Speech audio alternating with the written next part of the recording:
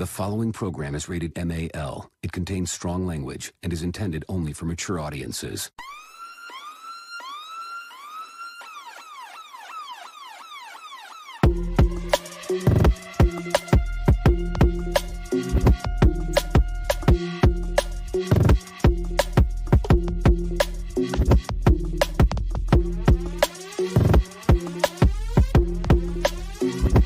The show that gives you everything and nothing at all.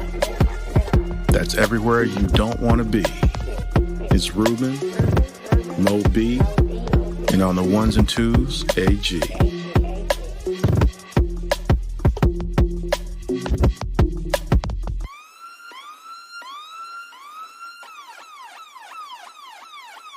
The 5-minute warning. You know, wow. What's going on? Welcome to a brand new episode of 5-minute warning. Of course, it's Ruben. And of course, we got AG and Mo B here with you. What's happening, Mo? How you doing? What's going on? Hey, man, I'm going to apologize to the world because apparently in life there are certain things that I should not be doing, such as taking a nap before the show. And yeah, that's what I did. And that's why we late because I thought I was going to call your mom. I thought you was dead. For real. I mean, this is your show, man. I'm like, what? Yeah. You know, I mean, I just figured it was about time you niggas was on time for once instead of trying to be early all the time. You know what? I mean, yeah, you know, it's so the word of the day is no word because this sucks. So I apologize to my crew. I apologize to everybody out there listening to us. And if you still, you know, we all still alive. And thank you for still being here. I do apologize for the lateness of the show. This is actually legit CPT time. I mean, so yeah, as Moby said, I guess for him, we on time finally for once. So I guess it's what it is, man. But yo, man, how's it been going? Except for this crazy shit right here. Well, now that I know I don't have to call your mom on the phone. I appreciate that, man. I was about to say, did he go up there and not come back? I mean, otherwise things are good, man. Good. What about you, man? Moby? I mean, I'm fine. I'm just wondering how like our three listeners are gonna be like, damn, like they must not be doing the show today. Like they might have already tuned out. Well, one of them held on. Shout out to the one that's still holding on. Appreciate you. You know, they were just like, nah, these guys usually say they ain't gonna be here. We gonna give it a couple minutes. Maybe there's some technical difficulties or whatever. Somebody treated this like a college class, like 15 minutes. Exactly. 15 minutes before I leave. Yeah. I mean, I was here, but you know, your ass won't. So it was time to go. Which is crazy, right? Who came up with that bullshit? Because that ain't legit. What's not legit? The whole 15 minutes in college. Because you're wasting your time. Why would somebody stay there for an hour when they could have been gone? I ain't stayed for 15 minutes. If I showed up and professor won't there within 5 minutes of class, I was out. I could walk by the professor on the way in. Hey, look, nigga, I was here. Like, is he wrong? I mean, we paying for this. In some form or fashion, we paying for this. This ain't public school. Which is crazy, right? Because, you know, then there's always like, well, you know, class ain't over. Man, the bell rung. I mean, like, man, people are moving. Class was over when I left. Yeah. I mean, I don't be understanding. Like, you know, then it's like, I didn't tell y'all to leave. I want to know where the attendance rule in college happened anyway. So, like, my first school I went to, well, I guess technically it was like my second school. But, yeah, I went to a school and they would be like, hey, you know, if you miss 3 classes, you failed. And I was just like, hold on, buddy. I'm paying for this shit. I mean, somebody was paying for it. You know what I'm saying? So, you know, somebody was paying for this. So I was just like, why should it matter if I'm here or not? Like, you shouldn't automatically fail me. But then you know, at ODU, shout out to a couple professors. I had one professor for like 3 different classes on purpose. On purpose. I would just find her if she was teaching the class. I'd be like, "Hey, I'm gonna take that class." And by the second class I took, she called me out on the first day of attendance. She was like, "Mr. Brown, are you gonna be joining us this class?" And I was like, "That depends. Do you have an attendance policy?" And she was like, "Nope." And I'm like, "I guess I'll see you on the first exam." I mean, that's At what they least give you us know the what she's syllabus for. doing. Hey, I mean, I had an A in her class. All 3 classes I took, I had an A, but I was just like, "Hey, man, you give me a syllabus, you give me what this shit's gonna be about. Why I need to be here?" That was 6 hours of my week I could save and not have to be here. Wow. I wish I could take classes like that.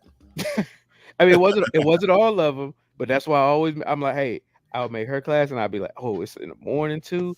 Oh, 8 o'clock class, hell yeah, because I know I ain't gonna have to be there except for like the 3 exams, and I ain't even have to be there to turn in shit because I drop her the email. So I'm like, hell, I gotta show up 3 times for this motherfucker. This is awesome. Which is crazy, right? So it's like we pay to go to school, you give us a syllabus, and then you wonder why people ain't in class. I mean, because I pay you and I'll be there when I need to be.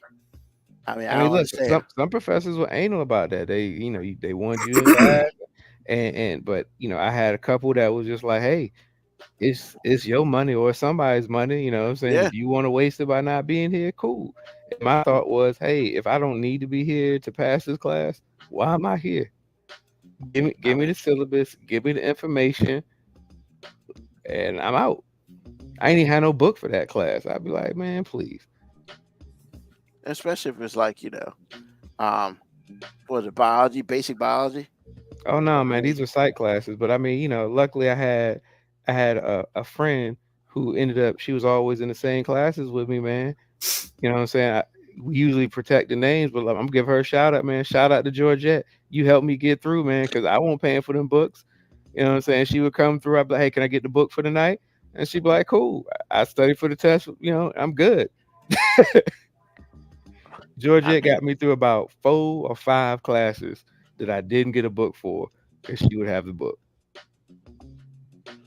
I always didn't like the books that they wrote. Hold on, man. I gotta get this book that your ass wrote. Like, what? I feel like Yes. I'm paying you again. Hey, look, shout out to Dr. Harper. She's a doctor now. So shout out to Dr. Harper, man. You helped get me through undergrad. You was the real MVP of ODU. I mean, hey, man, you get it where it happens, man. I What hope her about last, you, AG? hope her last name's still Harper. I hope I ain't just call her by her last name she don't go by no more. I'm sure she knows what you mean. I don't think she's mad. We all downloaded our books, man. Engineering books are plentiful and expensive. I was like, good gravy. So somebody would find the download, give everybody else the link, and then we would download the book and just use it that way. Because I mean, a lot of us had iPads or something, and it was just like, those books are expensive, bro. They just are. So, or if we knew somebody that was ahead of us, we would just, yo, man, can we get that book or whatever? Just like Moby did. So, and I used to hate, man, them psych and counseling books and stuff. They be the same book, but it'd be like version 5, and all they did was rearrange the chapters. yeah. You know what I'm saying? So like I could get an old version book and just figure out which chapters correlated, and I was straight too. It's a racket, man. Through and through. It's a racket. Yeah. So it is what it is. Cool. So, gentlemen, now that all the pleasantries are over, we have an official main event, as it were, in the so-called election cycle. Because last week was the DNC, a month ago was the RNC. Now, it's The very RNC simple. was a month ago. I think it was. Yeah, Damn, man. yeah, man. Yeah, Bye, sir. it was the first full week in July. So the question now is, do we feel any differently about this situation now than we may have done before the RNC. Of course, there's a major shift in the Democratic nominees, but I mean, are we feeling the same way as far as how we feel the election is going to go? That sort of thing. I go and start with you, AG, first. Like, is it pretty much, yeah, Trump gonna run away with it and blah blah blah, or do you feel it's a little different? Is it gonna be more interesting? Is it gonna be less interesting? That sort of thing. Well, if you're starting it off at before the RNC, I wouldn't have thought that. I would have thought that Trump. Well, actually, that's not true. The Biden thing was crazy, especially the way the Democrats, just unraveled at it. And I was like, okay. But when Trump got shot at, I was like, this might be over. Then 3 weeks later, or something like that, Biden finally steps aside and then turns around and endorses Harris. And apparently it was the best decision ever made. So me thinking Trump, it was a shoo-in, changed instantly based on, what happened after the fact, the reaction after the fact when Biden endorsed Harris. I don't think that the, people that were going to vote for Trump are now going to vote for Harris. I don't think that people, that, on the left are going to jump to right. I don't think that, but I think the people on the fence, it's like, okay, let me see. I don't know what the percentage is, but I think they are waiting and seeing. But the vast majority of people are still where they are. But like I said, when Trump got shot and didn't die, threw his fist in the air and fight, I was like, oh man, this is so bad. So that's what I think right now. I mean, because after all of that shook out, what happened at the RNC and the DNC didn't matter. We all knew the outcome. So it didn't matter at all. Now, it's for me personally, I'm like, okay, I want to see if she puts up a better debate than she did when she was running for president the first time. Because if she doesn't, it's going to be bad again. If she does, especially after, well, I remember vividly what Trump did to Hillary Clinton. It was like, I mean, this dude didn't follow any rules. He didn't tell the truth. He didn't do anything, but he dominated her. I want to see if he can do that again, because if he does it again, it might be tight because she can't come off as weak. So we'll see. But as far as the DNC and RNC goes, we already knew the answers to that test. All right. Moby? All right, I hope I'm wrong on how I feel about this, but I feel like the DNC, I'm gonna put it in movie terms. It was like the Rocky montage, where they show him working out and training and everybody get all hype. Except I feel like instead of like him being the underdog and ultimately winning, we just played this whole DNC montage, and then the election's gonna come and Rocky gonna get his ass whooped in the first round. Like, I still feel like the election has already been decided for Trump. Now, I feel like the Democratic Party got to have that good montage, it got to be hype, but like at the end of the day, I still feel like all those people who were gonna ride for Trump are still gonna ride for Trump. And yes, Harris will probably still win the popular vote, but as long as this thing called the Electoral College exists and these swing states keep swinging in the way they're going to keep swinging for Trump, then I think we just played this whole Rocky montage to see him get knocked out in the first round. And the Rocky character is Kamala. Like, I mean, yes, it definitely energized the Democratic Party. It's definitely better to hear about the Democratic Party being energized and hopeful than a couple weeks ago when they were all doom and gloom and, oh, Biden just is the worst thing ever. But I mean, at the end of the day, they're talking about polling and all that. I'm just like, Donald Trump was losing the polling when he won the election the first time he won the election. So if Harris all of a sudden is doing better on the polls, that don't mean shit. When white people get in the booth and vote, nobody knows what they fucking were polling to do. They just get in there and they vote for their people. And there's enough of this black conservative for Trump movement And I don't think them dudes, and I'm gonna say dudes because it's mainly black men. I don't think them dudes about to jump off the bandwagon for Kamala. They're just not. Like that's not the move to get them dudes to jump off. And I'm not saying Trump is gonna get a huge majority of black male voters, but he's gonna get a bigger chunk than anyone else has got out of the Republican Party, and that's gonna be enough. That's the swing. So yeah, I'm happy that at least, you know, everybody isn't so doom and gloom about the Democratic nominee, but I mean, still gonna be a first round knockout. I still don't think it's gonna be a close election. I still think Electoral College is still gonna swing so far in Trump's favor that it's not gonna matter. And once again, Kamala probably still will win the popular vote. But that's not how we decide presidents. So it's not gonna matter. I think the situation is more or less where they win, because that's like you said, you know, 8th grade civics. As we talk about a whole bunch of time when we talk about politics, you know, that's when the Electoral College comes into play.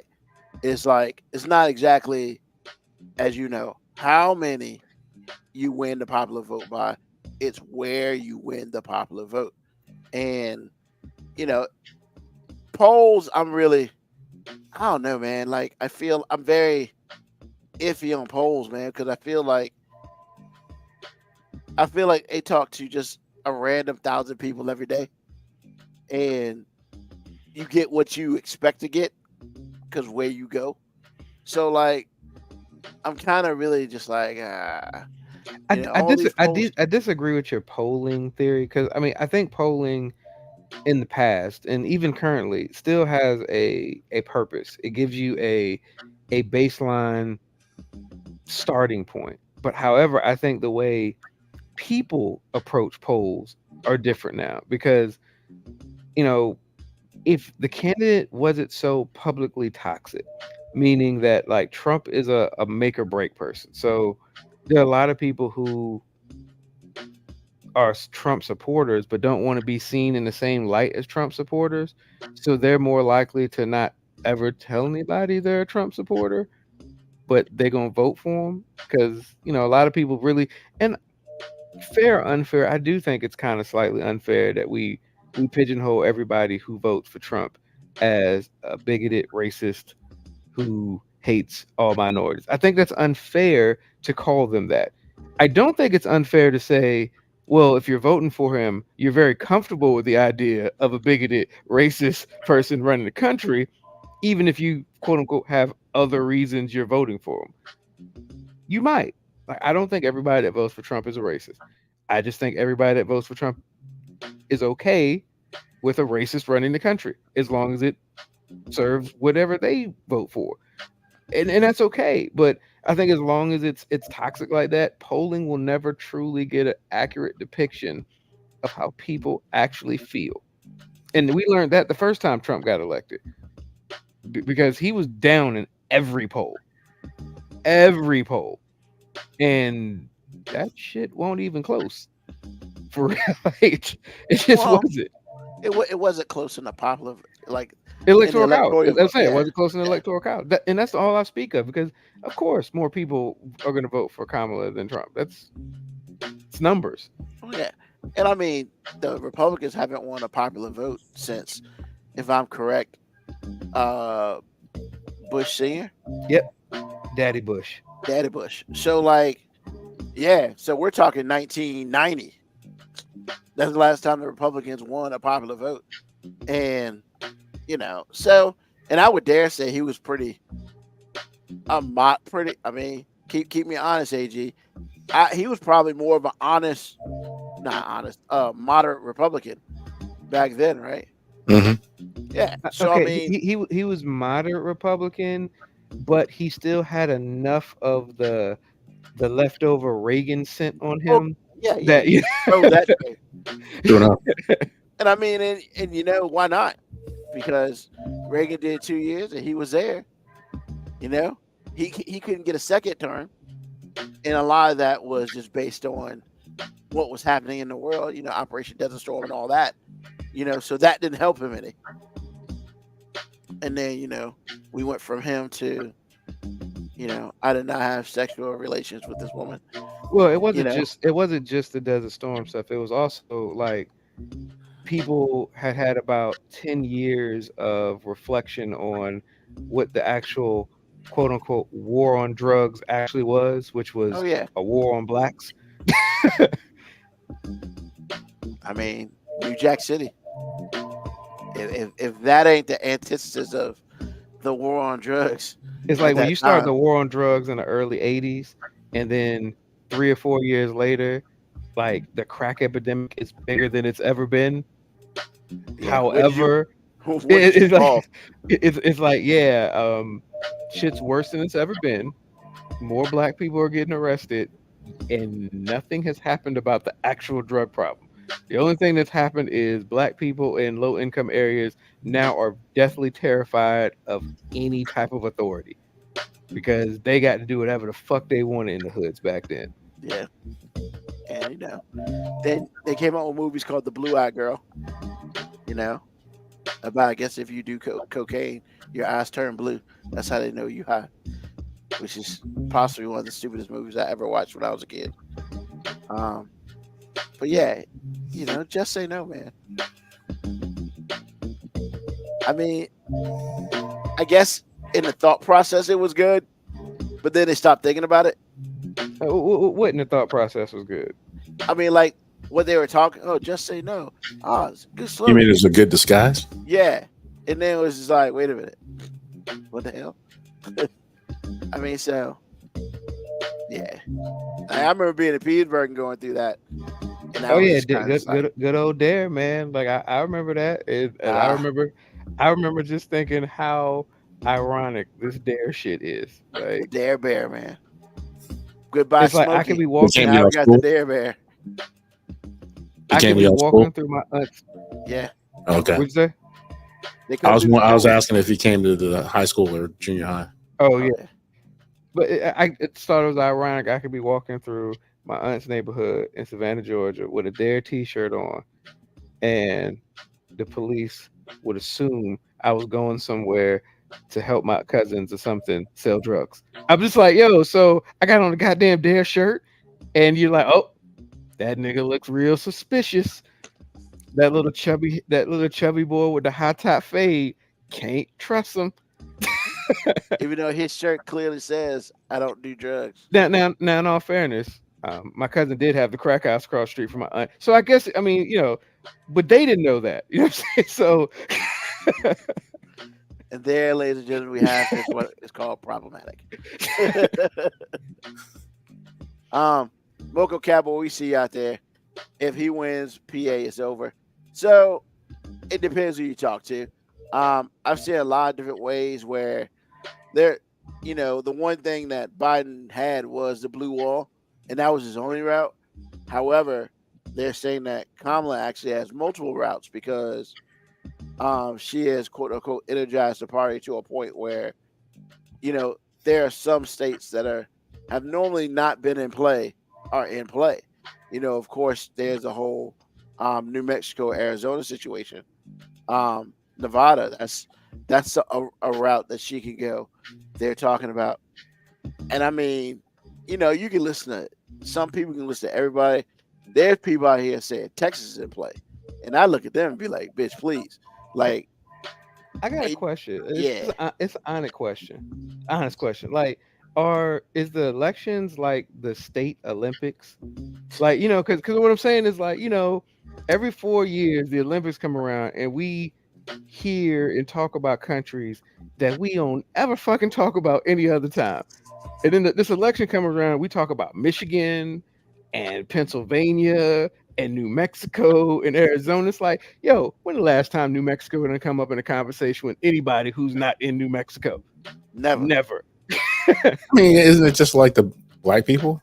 I mean, there's nothing favorable about black people, except for every 4 years. That's what I'm saying. It's like state Olympics, man. Because really, what you were saying about the Electoral College is true, but at the same time, the redlining and everything like it has made city centers much more valuable. Where are black people in the city centers? That's how Biden won it. Yeah.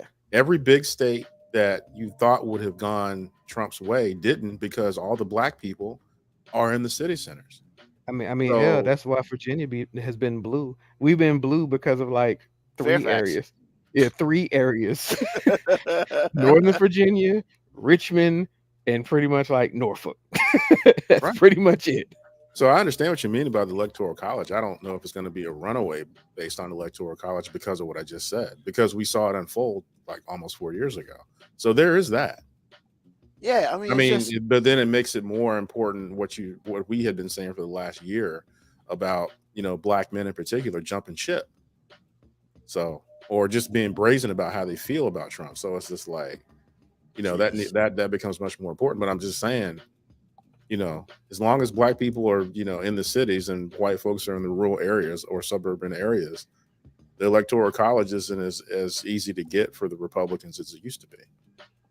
And found out the hard way 4 years ago. it's just, man, look, and I'm gonna put it out there because I feel like I need to, man. Hey, man, I get it. You vote for who you want to vote for. However, the problem is, I don't need to see your dumb ass on TV talking to crazy, and that's the problem. Like, because just like in any other news situation, they possibly find the dumbest people to put on TV. It's almost like they look around and be like, But it's entertainment, man. We don't want to see somebody make sense. I We mean, wanna see, shit, I yeah, man. was just about to say to AJ, Yeah. it ain't about finding the dumbest person. They try to find the most entertaining people. And the most entertaining people are usually people you can make a joke out of. And Yeah. unfortunately, like, what people like to laugh at is ignorance. Like, hell, that's why y'all think I'm funny, because I say a lot of ignorant shit up here sometimes. But like, it's not on that level. You know what I'm Not saying? true Because at all. say it's not on that level. I mean, I like disagree with that statement completely. Hold on. But- Y'all both being very disingenuous. If y'all ain't gonna say, I done said some ignorant shit up here. No, you say some stuff sometimes makes people uncomfortable, but it's really Yes. smart. What you're talking about now is nothing to do with you. Once sir. again, I didn't say it was the same, but what I'm saying is there's an entertainment value in being able to say something that somebody might say makes some people uncomfortable. Some people would say it's But that don't make it ignorant. problematic. Yeah, I think ignorant is where you turn me off. Is like, Yeah. you're not ignorant. You're not So, ignorant. Not You don't ever. make ignorant statements. Now, what's Okay, the ignorant I have statement? an ignorant approach sometimes to some very truthful things I say. Well, that's That's different. not true either. And that's Okay. true with that too. Like, what's ignorant is when you get a motherfucker on TV saying, "Hey, so why you vote for Trump?" Yo, man, I'm trying to get that stimmy check. Motherfucker, Trump didn't do the stimmy. Like, I mean, his name was on it. I mean, I'm just saying He his fought name hard was for on that. He fought hard for that. it. His name I was mean, on You it. can't prove it because his name's on the check. I mean, That's absolutely exactly. true. Which is the only president ever to be on a stimulus check ever, because Biden did one, after he got into power, but he wanted to get the money out. So it's like, and it's shit like that, man. It's just like, come on, man. Like, I mean, you got a cell phone just like everybody else, bro. Like, you watch TV, and I get it, man. And I'm not saying you need to do your own research, but damn it, like, I need you not to get in front of a mic if you don't 100% know what the fuck you're talking about. Like, But on some crazy shit. But I know it's Yeah. entertainment, that's all I'm saying. and it's just Because If it- people that produce television know exactly who they want to get. exactly. So it's like, so it's crazy. So like, just like if somebody's house, like if there's a shooting or somebody's house burned down, they find some neighbor who it didn't affect at all. Oh They yeah, out here they were raping nice people. everybody. Hide Yeah. your wife. Hide your kids, hide your wife. I mean, it's like, bro, like, come on, man. You live like 8 houses down. You don't even know these motherfuckers, man. But you got an opinion. It's like, come on, like, stop it. Oh yeah, they were nice people, and that house was really nice, and I hope they do well. Man, you don't even know their name. Doesn't Like, matter. get the fuck out of here, man. And it's just like, Thoughts and prayers, sir. Thoughts and prayers. Thoughts and prayers. Yeah, I used to play with their kids. Nah, man. See, No, you didn't. I mean, exactly, right? So let's go back to the boy a little bit. Black Patricia Adams, shout out to Black Patricia Adams. Told me teacher doing this selling DARE stands for drugs are really expensive. And my parents had to sit through a consultation. Yo, that's funny. I mean, what was the consultation about? Like, because that's a very accurate statement. Like, so were they like, how does she know that the drugs are expensive? AG can't deal, man. AG can't deal. Or were they like, hey, can we do some things to help make drugs less expensive for her so she doesn't feel? Can we get a layaway plan? Can I get a stimmy check so I can get the drugs? You know what? Mocha Cowboy, let the flower states have their moment of relevance. Hey, I'm cool with it, but like I said, let's just acknowledge that that's all it is. It's like it's just like what the I always talk about in soccer. We always pretend when the World Cup comes up that we all pretend to be soccer fans for a couple weeks. Not saying that there aren't real soccer fans out there, but I mean, ain't as many as the public be acting like. You know, we don't really know about it that much. She was letting us know she got a black backside toe the fuck up. Like, and then you needed some drugs, so you needed some painkillers or something. You know That's what? fucked up. As you had just expressed that the drugs are really expensive, then they gave you reason to need them. and see, KBYako, this is that bullshit, right? You know, Sexy Red did thought Trump sent out the stimmy check, and he did. His name was on them. Man, shut the fuck up, man. Like, don't be doing that, man. But is he wrong though? Is he wrong? Yeah, he's wrong. What the fuck? Because the one I got said Trump all over it. I cashed out, sure did. First of all, I didn't get shit. I didn't get a check with his name on it. I got a letter saying, "Hey, just wanted to let you know these checks are made by Trump." I got direct deposit from that bitch. But like, once again, it had Trump's name on it though, exactly. right? I mean, it didn't have Trump's name on it. The letter. It wasn't going to go through. The direct deposit wasn't going to go through without his name on it, sir. Just take. But no, all I'm saying is, I thought it was funny because I remember when I opened it up, it's like the government. The fuck are you sending me some shit for? Hey, just wanted to let you know that these checks are provided by Donald Trump. And I was like, hold on, motherfucker. Like, I got my shit direct deposit. So you literally wasted more money sending out letters to people with direct deposit just so you could be like, yo names on it. How many times have you said Trump super petty?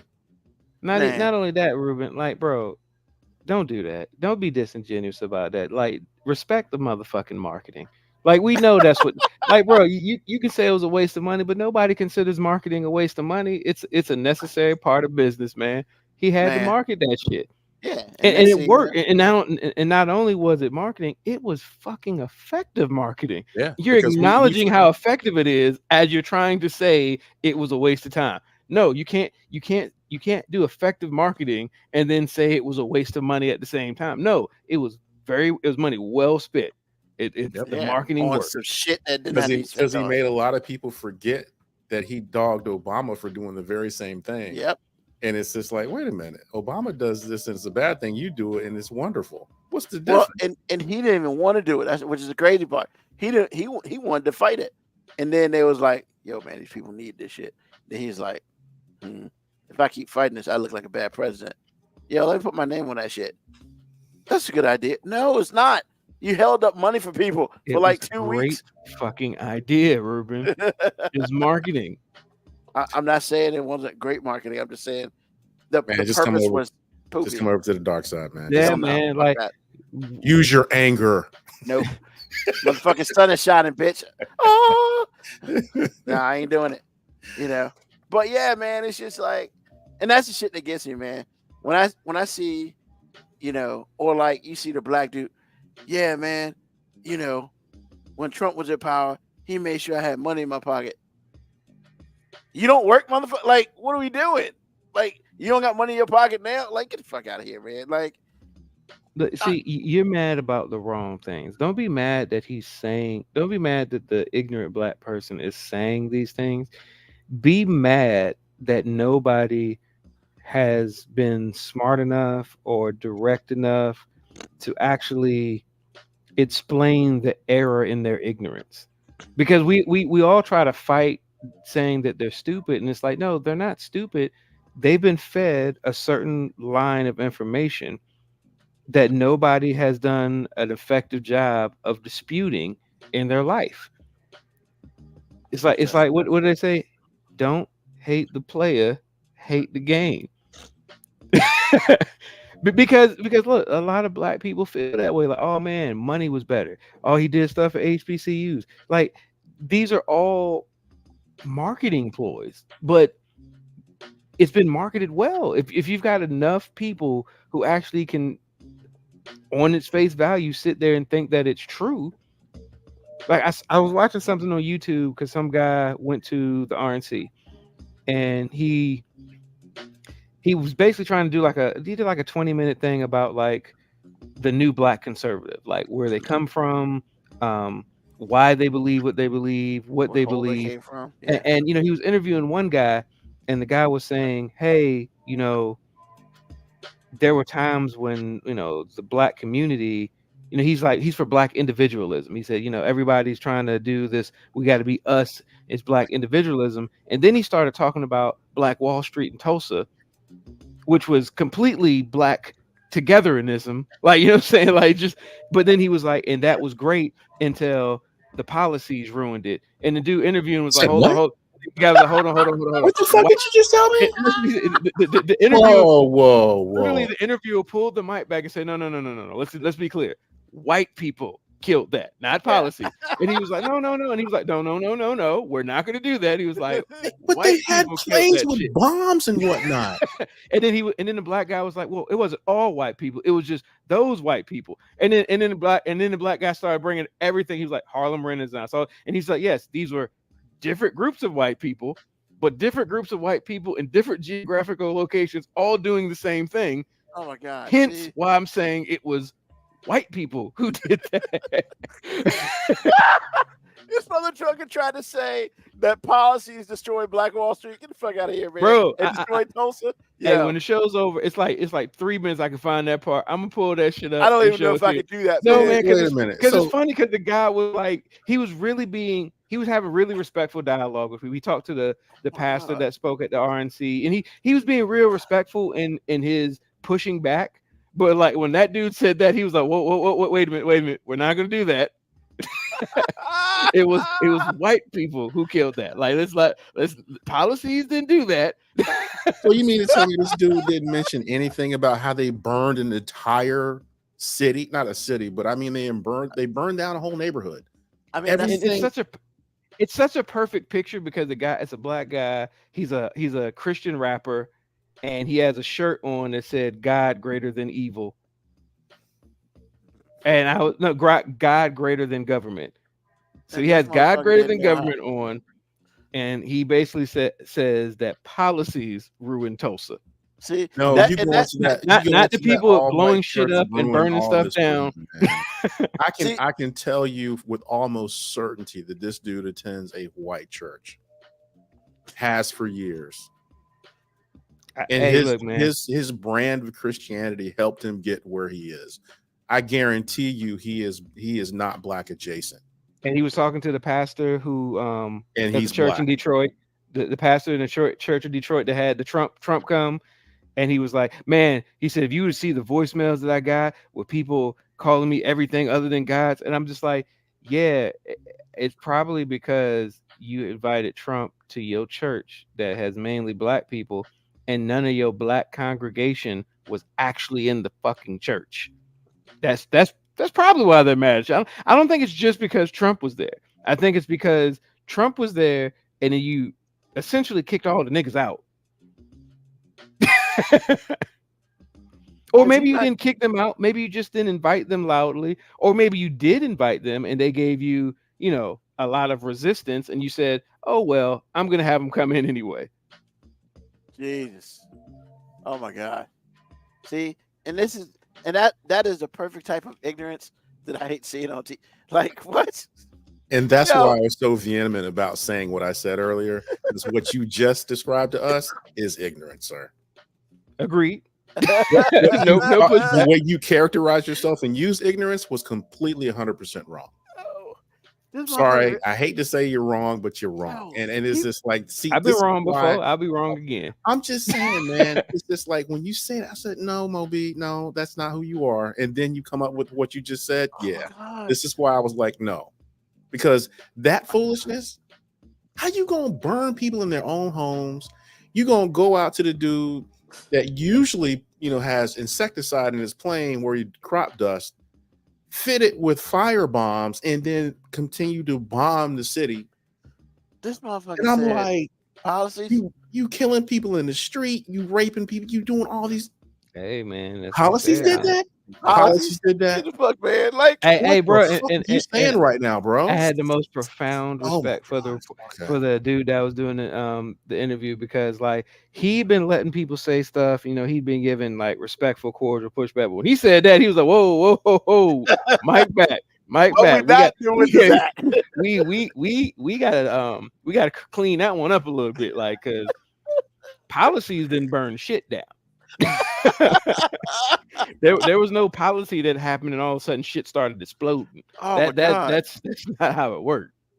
Oh man, see, yeah, that's So they say they had some like some overnight policy to just like, oh yeah, you can shoot black people in the face and you good. yeah. Let's bomb this shit.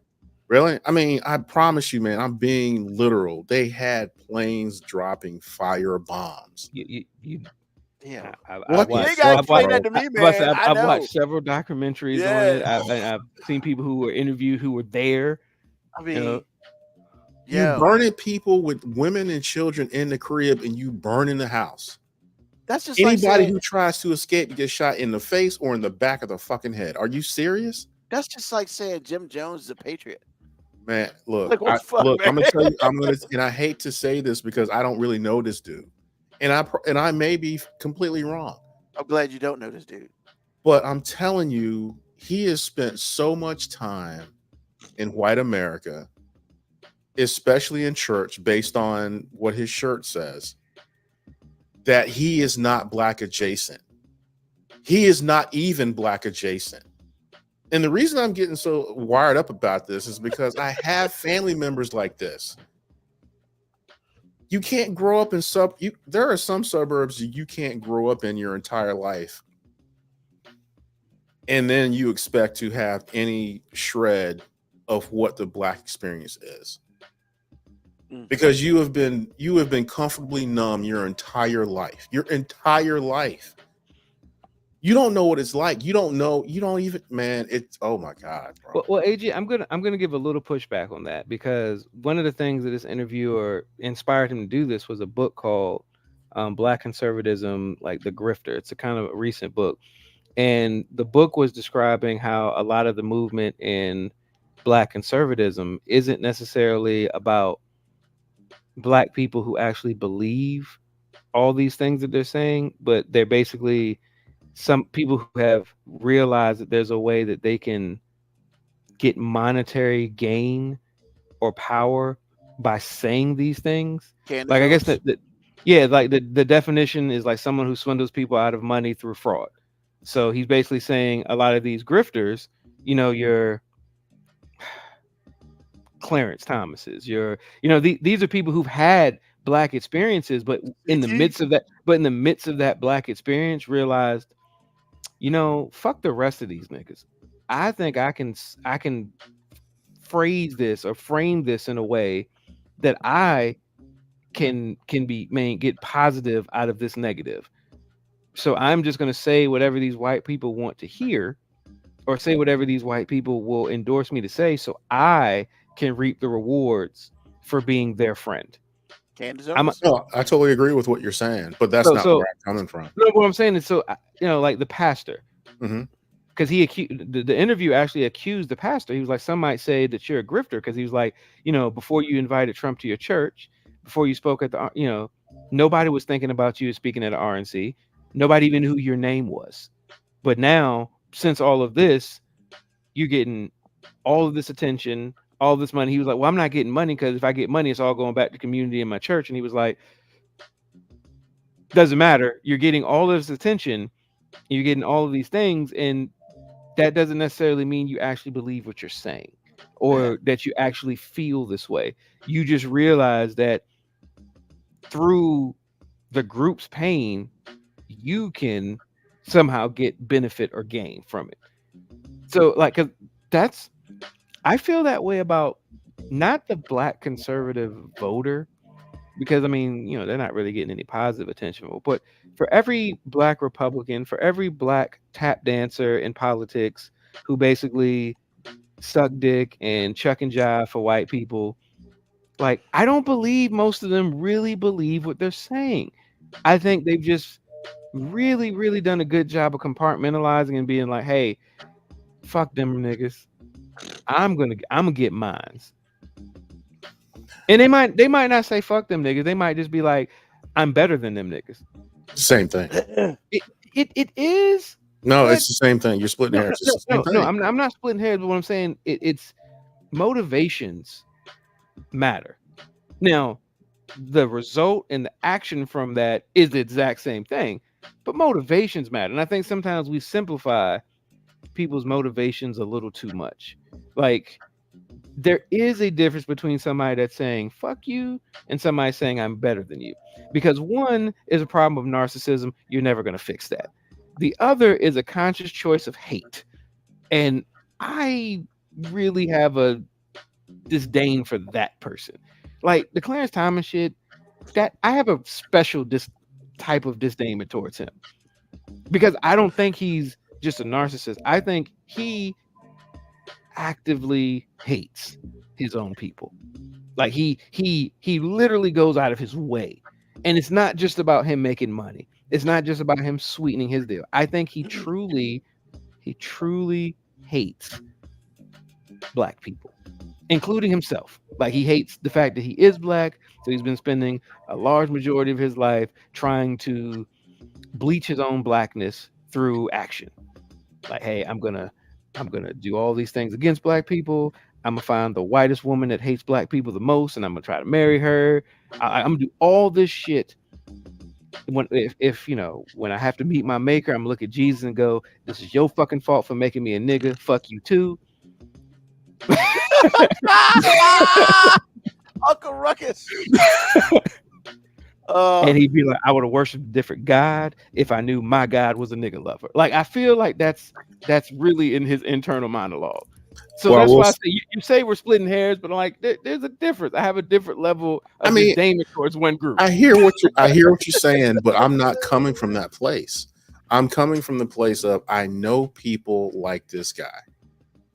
And I'm presuming from my experience with these handful of people that frustrate me to no end, that you were immersed in a situation, in a community that accepted you because you made white people feel comfortable over a long period of time. And because of that, you were insulated. But you're so insulated, you don't even realize you the coon everywhere you go. You didn't know you were the token.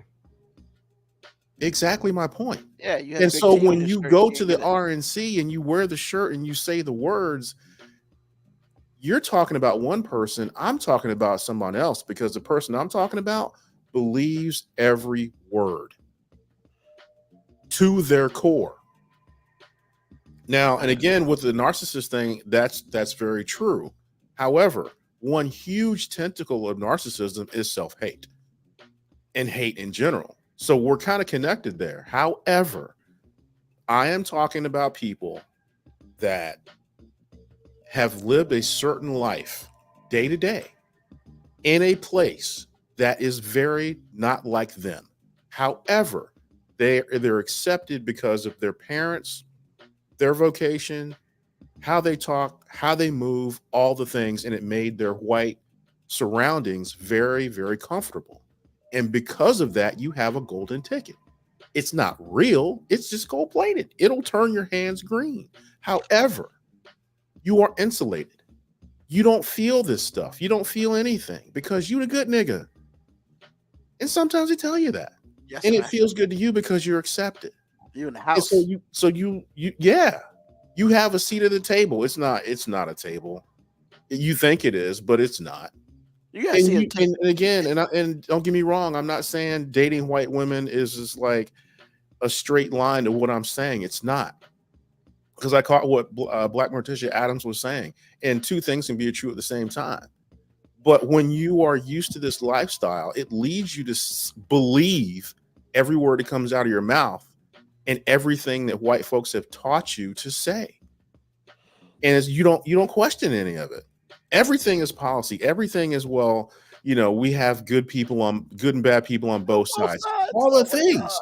And you believe that in your heart. You believe it. You're not trying to make a dime. you will go home and sit on the toilet and take a shit and believe this. You will. That's the person I'm talking about. And that's why I said what I said about this person. Now, I hope I'm really wrong. But what I'm telling you is my thought comes off of personal experience, and it's everywhere. So two things to be true at the same time. What you said is very true. Only thing I'm saying is we're talking about two different people. Gotcha. We said that because you said this about Candace Owens. I think Ruben said it earlier. That is who you're talking about. I'm not talking about her. I'm talking about somebody that's never going to make a dime. They are true believers, and they look like us. They look like us. But I also know where they live. I know where they worship or not worship. I know where they shop. And it's just like all that stuff matters. I grew up in the suburbs, man, and I'm telling you, it is a seductive place. Especially if you move there and your parents do the right things, like vocationally, and they have education, and all the things, bro, you think you have made it. You can get caught up in it. You feel like the fucking Jeffersons, but you're not. Because all of the blackness that the Jeffersons took to that building, no. You don't have that. Because when your white friends come to your house, it's like being at their house. It sounds the same. The food is bland. All the things. It's no different except they're black people. So your friends are, you get the seal of approval. You can go to his house, but no, you can't go to, you can't go to Tyrone's house, but you can go to Steven's house. You can go there. Just saying. So when you tell me about people like that, it gets me riled up, man, because it's like true believers. So we out here calling Tyrone now. Shit, it's crazy. So yeah, like I'll say this, and then we can move on. Like there's a difference between that dude and like Creflo Dollar. Yeah, Creflo Dollar's a grifter. Yeah. Like he is true in what he does. He is all about getting paid. He is all about the money. It is all about him. Where this dude thinks he has a semblance of what he's supposed to do, and he's unfortunately following a pathway that really doesn't congeal with the way everything else should go. But he is probably, I would say, close to being brainwashed to the point where, like I said, he looks at his skin and he's like, my skin may be dark, but I'm white on the inside. And I think brainwashed is a very good term for it. I really do think brainwashed, and I don't mean it like, people consciously brainwash them, but I think what AG said, like, you're brainwashed by your own personal experiences, and sometimes you don't even realize that what you experienced is more of an anomaly than a reality for everybody else. Yeah, and I mean, and I guess my perspective is always framed by the fact that I've been in both worlds enough where I gained clarity. Because I went to a school where I knew all 8 of us black people in that school. And I've also been to a school where, like, when I saw a white person, I was surprised. It was like, hey, what you doing over here? So because of that, I guess I had balance. I'm thankful for my hybrid bringing up. I'm saying that I had a little bit of balance. I would too. It's important. I'm thankful that, like, in elementary school, I went to a predominantly white elementary school. And then that afternoon, I would be on the blackest side of Savannah with my whole family. It was yeah. So, yeah, man, I definitely hear you. And I mean, for every Candace Owens, there's that other motherfucker who believes that his shit don't stink, and he is on the right side of the wrong side. So, what are you gonna do? Yeah, because those people say the real problem with black people is the fact that we always claim to be victims. And as Tim Scott said, this is not a racist country. The United States of America is not a racist country. Because all the black Republicans in the House all bragged about how, hey, well, my district is a predominantly white district. Oh, my district is predominantly white too. And they had to vote for us. And my thing is, like, to me, I'd be like, doesn't that make y'all feel a little bit more self-conscious about that? That all these white like there's only black Republicans in places where only white people exist. Like, Hey man, I he's feel like y'all should be too smart to think that logically means America isn't racist because all these white I have been privy to these conversations, and I guarantee you, it goes the same way in private. oh I'm god. telling you right now, they wear it like a gold medal, sir, and they believe every word they're saying. Their spin on this, it's true to them, and every time it's proven right. It's like, you remember how much more brazen white America was, white conservative America was when Trump was shot at and didn't die? Oh yeah. Same thing. Because everything that they believe has been validated.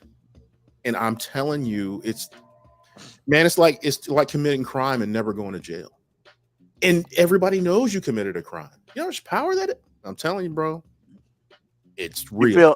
You feel invincible. Exactly.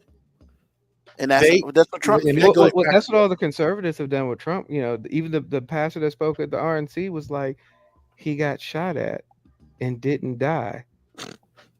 Is it that proof that God is protecting him? Oh, exactly. Jesus Christ. And I'm thinking, you know how many niggas get shot every day and don't die? Are we gonna say that God is protecting that nigga who's been selling drugs and has killed 18 people just because he got shot one time and didn't die? I mean, based on that logic, is it God's protecting everyone? So and it's Christian folks like that, man. Beeline to hell. Beeline. Ain't none of them want to have none of them because I just can't, bro. it blows my mind, and it's embarrassing for people to proclaim God and then do something just horrific, say something hurtful. I'm like, and then double down on it, and it's your truth. How is that going to be your truth? You don't read no Bible. Yeah, AG, you just said a word that if I'm having a really honest moment about why I speak so loudly and harshly about certain people, it's that word embarrassing. Because when I see these black Republican people like Tim Scott, people, not the black voting Republicans, because once again, I'm all hate the game, not to play it, but they part of the game now. So when I see an educated black male spewing out just dumbass shit, I'm not so much as upset at them for saying it. I'm not upset with them for believing it.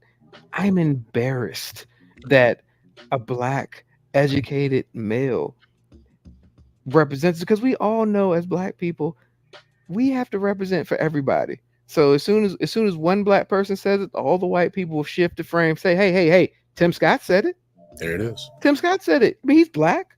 But I would just want to just say, be careful when you say educated, because education is perspective driven. Okay. Because the education that I got and the stunted growth, the education that some of these people that work my nerves all of my life, that education they got, and it culminated into this dude that you're telling us about right now. That's an education. He was taught these things, and it got backed up here and there enough in strategic ways to where he believes every dumb thing that comes out of his mouth, to the point to where people that were actually there couldn't tell him that these things happened. So really be careful when you say educated, because it's perspective driven. Okay, quote unquote educated. Thank you. Appreciate you. Because some of these people notice the word I didn't say was intelligent. I said educated. You know what? I should let you finish my story. That's educated. I didn't say intelligent. I said educated. Distinction with the difference. I love it. Oh my God! God, AG. Yeah, I get embarrassed by it because we should be. Well, no, it's a selfish embarrassment, because all three of us at some point in time in our lives have been called this by white people. You're articulate. You're well spoken. And when I hear that, I go, well, I guess, but I mean, you wouldn't be giving a white dude credit for being able to enunciate. No, an I'm English just saying. motherfucker. What? But when I hear that, I know that they perceive the fact that I can reasonably articulate my thoughts. Oh, we gotta watch out for that one. If I can do that and you hear another black guy doing it, we're the same person. So because I could have a conversation which I articulate and I really don't say F you every third or fourth sentence, I dumb it down a little bit and I just speak with, words with more than 2 syllables and really have a conversation grounded in thought, that because of that, when they hear somebody like Tim Scott speak that same way, they go, well, he sounds like this and you can sound like this. So that means y'all must be like cousins or something, right? Y'all got to be thinking the same things. And it's like, no, Hell one of no. us, like, no, one of us doesn't necessarily hate ourselves. One of us thinks all people have value, not just the white ones with money. Like, Or just the white ones. yeah, or just the white ones. And I mean, it's, I'll say this, then we'll go to the boards, man. And that's why I think it was 2 weeks ago, watching Abby Phillip on CNN really just like unnerved me because, like, look, man, it is what it is. Like, Nancy Mace was up there, and there are times where she seems like she is center Republican, and then she does dumb shit like literally go on the show and on purpose mispronounce the vice president's name, like the whole damn show. And it's like, and then you got the nerve to sit there in the show to talk about, Tim Scott's in South Carolina. Why are we bringing up? So because he is part of your crew, then the rest of us are like, we should be like that guy? Get the fuck out of here with that, man. And it's so embarrassing, as you said earlier, because people pick and choose who we should be, and I'm just like, first of all, No, they don't pick and choose. They choose wisely, and it's always the same. And then you got that motherfucker being like, hey man, since JD Vance became vice president nomination, we heard from Tim Scott's ass. His ass been ghost because he thought for sure he was gonna be the HNIC up with Trump, and now I can't find him. He on the back of a goddamn milk carton, and Well, he's not choosing to be silent right now, Ruben. They're just not putting a microphone in front of him because they don't feel like they need him right now.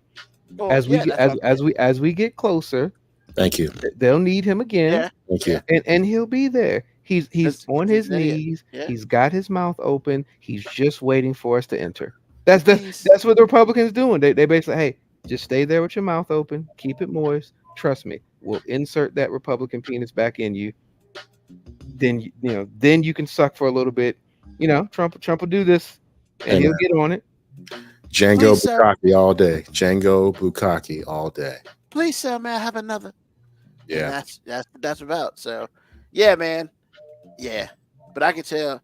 I mean, I every time we talk about black Republicans, man, I look at AG's face, man, and he's just like, these motherfuckers ain't me. No, you know what? And I got to put it out there and be truthful. I understand if people don't, especially at the beginning of the show, if people dislike me for that because they thought certain things and they presumed a lot, and I get it. I ain't fighting that at all. I hope that anything that I've said on this show would lead you to understand that I'm not stupid. Yeah. I'm not willing to say, no, it was slavery. They were slave ships. This was not the Love Boat. Okay. We didn't come here because we wanted an American vacation. When you can be part of a party and not be Okay. You can be part of a party and not be misinformed, or choose to be misinformed, or believe or drink the Kool-Aid. I believe at one point in time that was true. I think currently that doesn't ring Currently, as true as no. it did. Yeah, currently, Because currently, if you're a politician, currently you'll lose your shirt if you, hey, I'm a Republican, but what he said was wrong. What we're doing is wrong. Adam You won't Kissinger. get voted again for saying those things. When I was card carrying, I was like, I'm still black. They out here calling me a nigga for real. However, the things that this party believes in, I believe in also. And when I looked around, and a lot of black people did, we were Democrats. And I get that. But what we're doing now, like I said, like 3 years ago, I said, how in the world are you going to ask me to vote for somebody who is telling me actively building policy, passing policy that's got you a nigga all over it? I'm not voting for that. What the fuck is wrong with you? Man, no.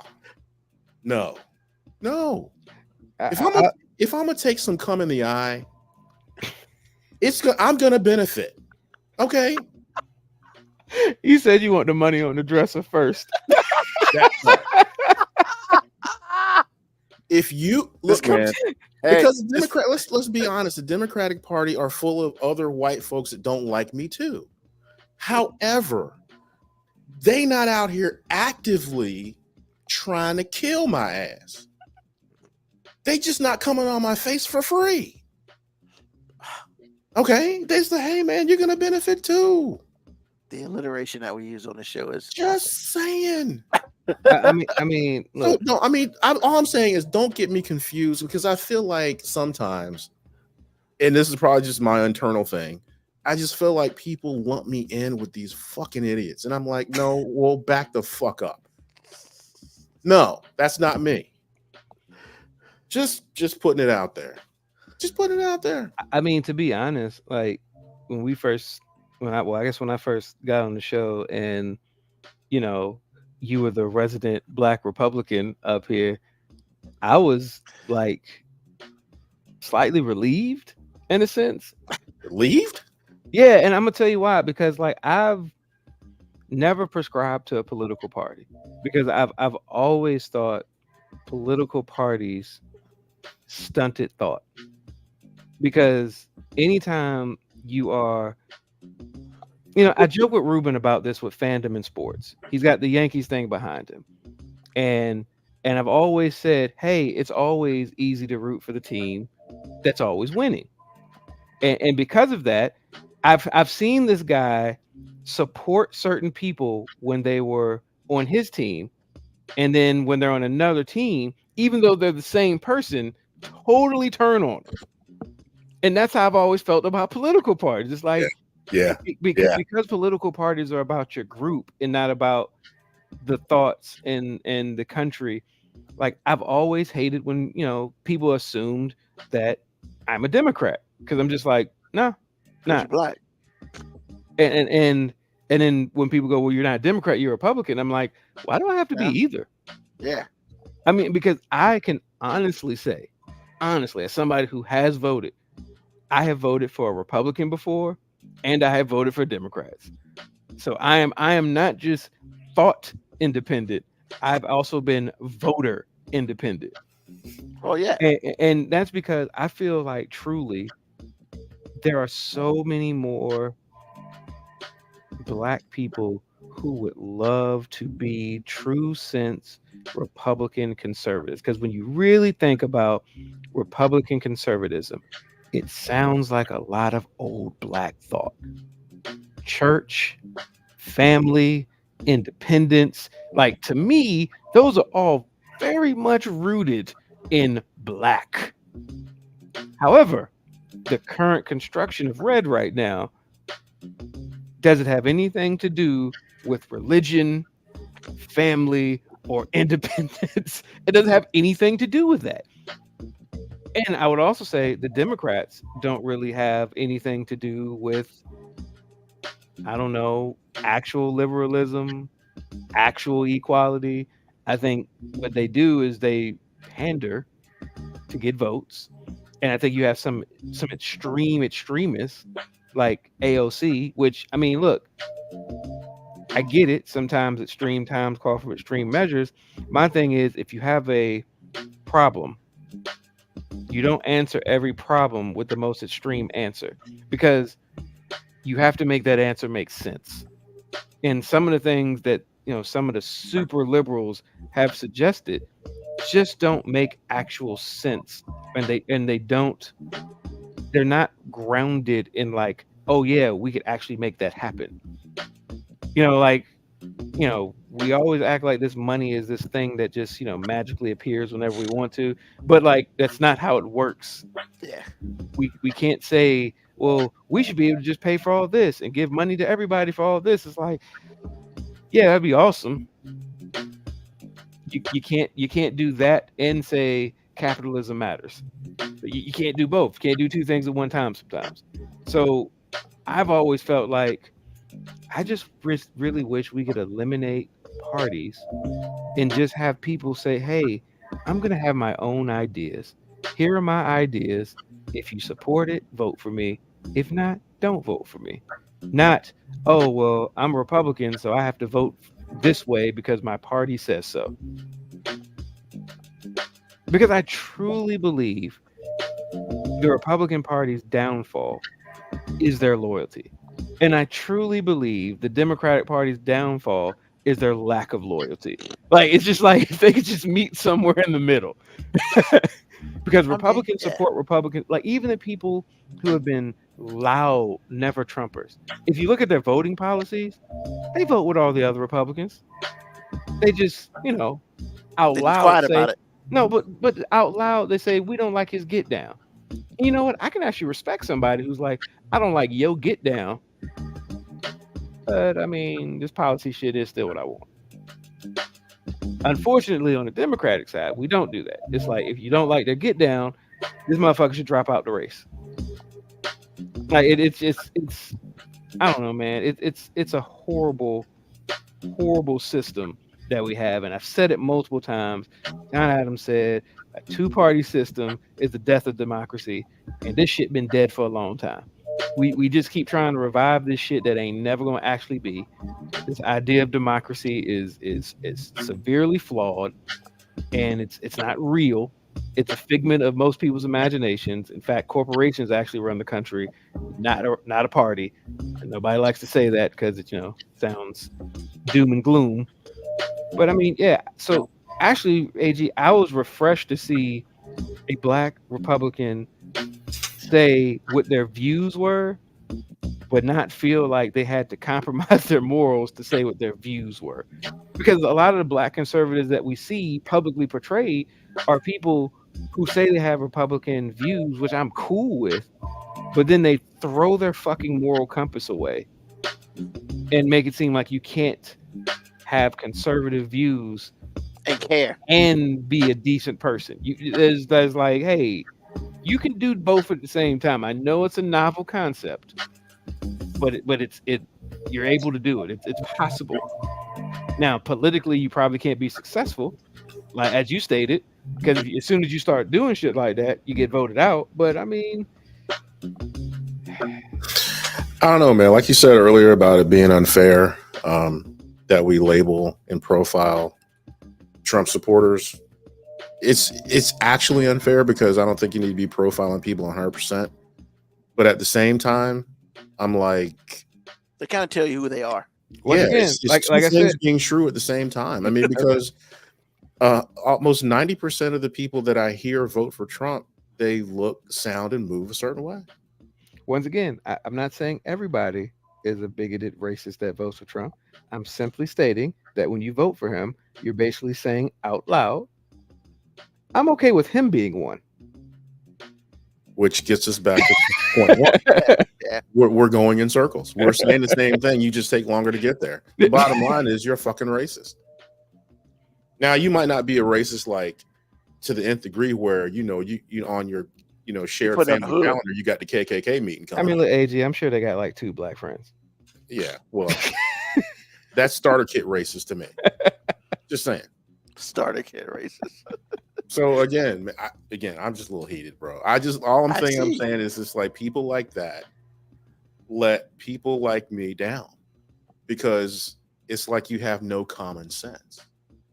But again, I still understand where you're coming from, because if it hadn't been for my parents, especially my mom, because she was so family oriented and my family's Black, to balance that suburban life, man, I'm telling you, growing up like that is dangerous for Black people. And I had the privilege of having balance everywhere, but my neighborhood, especially when we first moved there, that I was aware of, was like all white or mostly white. You talking about the last neighborhood they moved in? All of them. Every neighborhood I've ever lived in started out or stayed all white. The last neighborhood my parents lived in, it was all white except for us.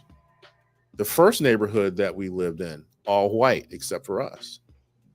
And then the middle neighborhood, like, where I really had my kind of formative years, was it was just 10 years before we moved in, a family sued so Black people could live there.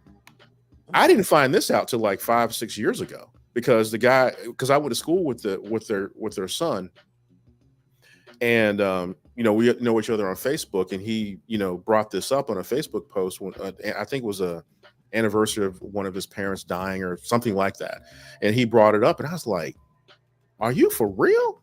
Google it. So we moved there in 1979 or 78. In 1969, the year I was born, these people sued so we can be in that neighborhood. So there was like a handful of Black families that were there when we got there. By the time, and this was when I was in 3rd grade. By the time I graduated high school, the neighborhood was 60-40, because once too many Black people started getting there, you're popping holes in this vacuum, and they migrated out. White people get up out. Because I remember the rumor, and this is really ironic, I'll never forget this. There was a rumor going around in middle school that this one teacher was really irritated that there were so many Black families moving in to this neighborhood, and they were vocationally equals, right? Ain't nobody ghetto. It was like all of them looked the same. The only way you can know any different is if somebody walked out of the house. This lady was pretty upset, and she let people know that she was moving to Great Bridge to get away from it. Okay, so 20 years later, my parents moved to Great Bridge. I was about to say, yeah. So. Do you know, I walked out of the house one day when we first moved in, and I saw the home ec teacher that I'm talking about come out of her house. And I'm like, gotcha, bitch. Because we moved right across the street from this lady. This lady was running and couldn't run fast enough. And the irony of it is, you ran away from somebody that never meant you any harm, but you couldn't stand up Black people. So here we are again. I'm just saying, racially speaking, her white ass should have known she couldn't run faster than Black people.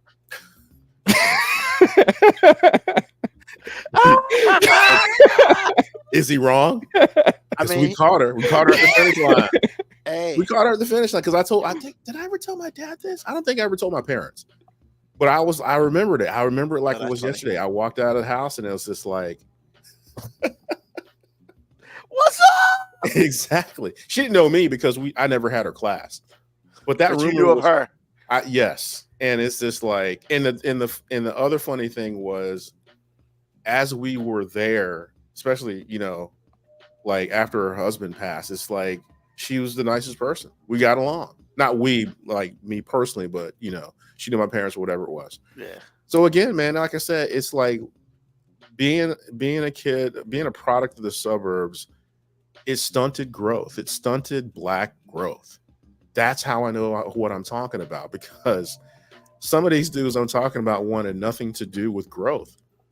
They went to private schools. They were either that or they're in like all white communities, entire towns. Yep. And there's nothing you can learn about yourself when you live in that environment. It's everything that you learn is like sugar sweet, and it's not even real sugar. It's saccharine. And then you regurgitate this stuff that you learn that you now believe. That's Splenda. bro, you got cancer in the. You just got cancer all over your body because you've been taking in this like fake shit. You're Carlton from the New Bel Air. Yeah. Oh God. That's good. Man, I couldn't have put it any better if I had to pick somebody. Yeah, Carlton from the New Bel Air. Like that. That's Ooh. exactly how they framed him, man. Without Will, bro.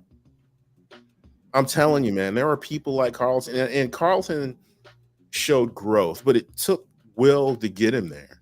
Yeah. If there was never no Will, his parents didn't show it to him. His life didn't show it to him. And I'm not blaming his parents for putting him in that position, because really his parents, I'm not a parent, but I would imagine, is to put our kids in the best, or what we think is the best situation to succeed. Yeah. Would that be true, Moby? School. Yeah, it is. I mean, I know me and my wife, we have it's a delicate balance, because I mean, of course, I mean, hell, we moved to where we moved because we didn't want to be in a certain school district. Not because we wanted to be in quote unquote white school district. We wanted to be in a school district that had more opportunities, especially a whole bunch of stuff. But we're also really conscious of, like, we also don't want our kids to go to like a all white school where they don't see any kid of diversity, don't have any experience with people who are not one way. Mm-hmm. Like, so like high wire walk. Yeah, we would never, like, I personally would feel extremely uncomfortable putting a kid in a private school where they're not going to see anybody or be around anybody with different experiences, different life experiences. Like, I say, when I was growing up, I laugh and joke about it now, but I mean, I was in extreme school situations where I was at a school that was pretty much all white. Then I was in Petersburg, and I was school where, like, I saw a white kid and I was like, oh shit, this kid must be visiting. Or, maybe he's albino and I can't tell from this far. Like, I don't albino. I'm just saying, like, so he's not wrong.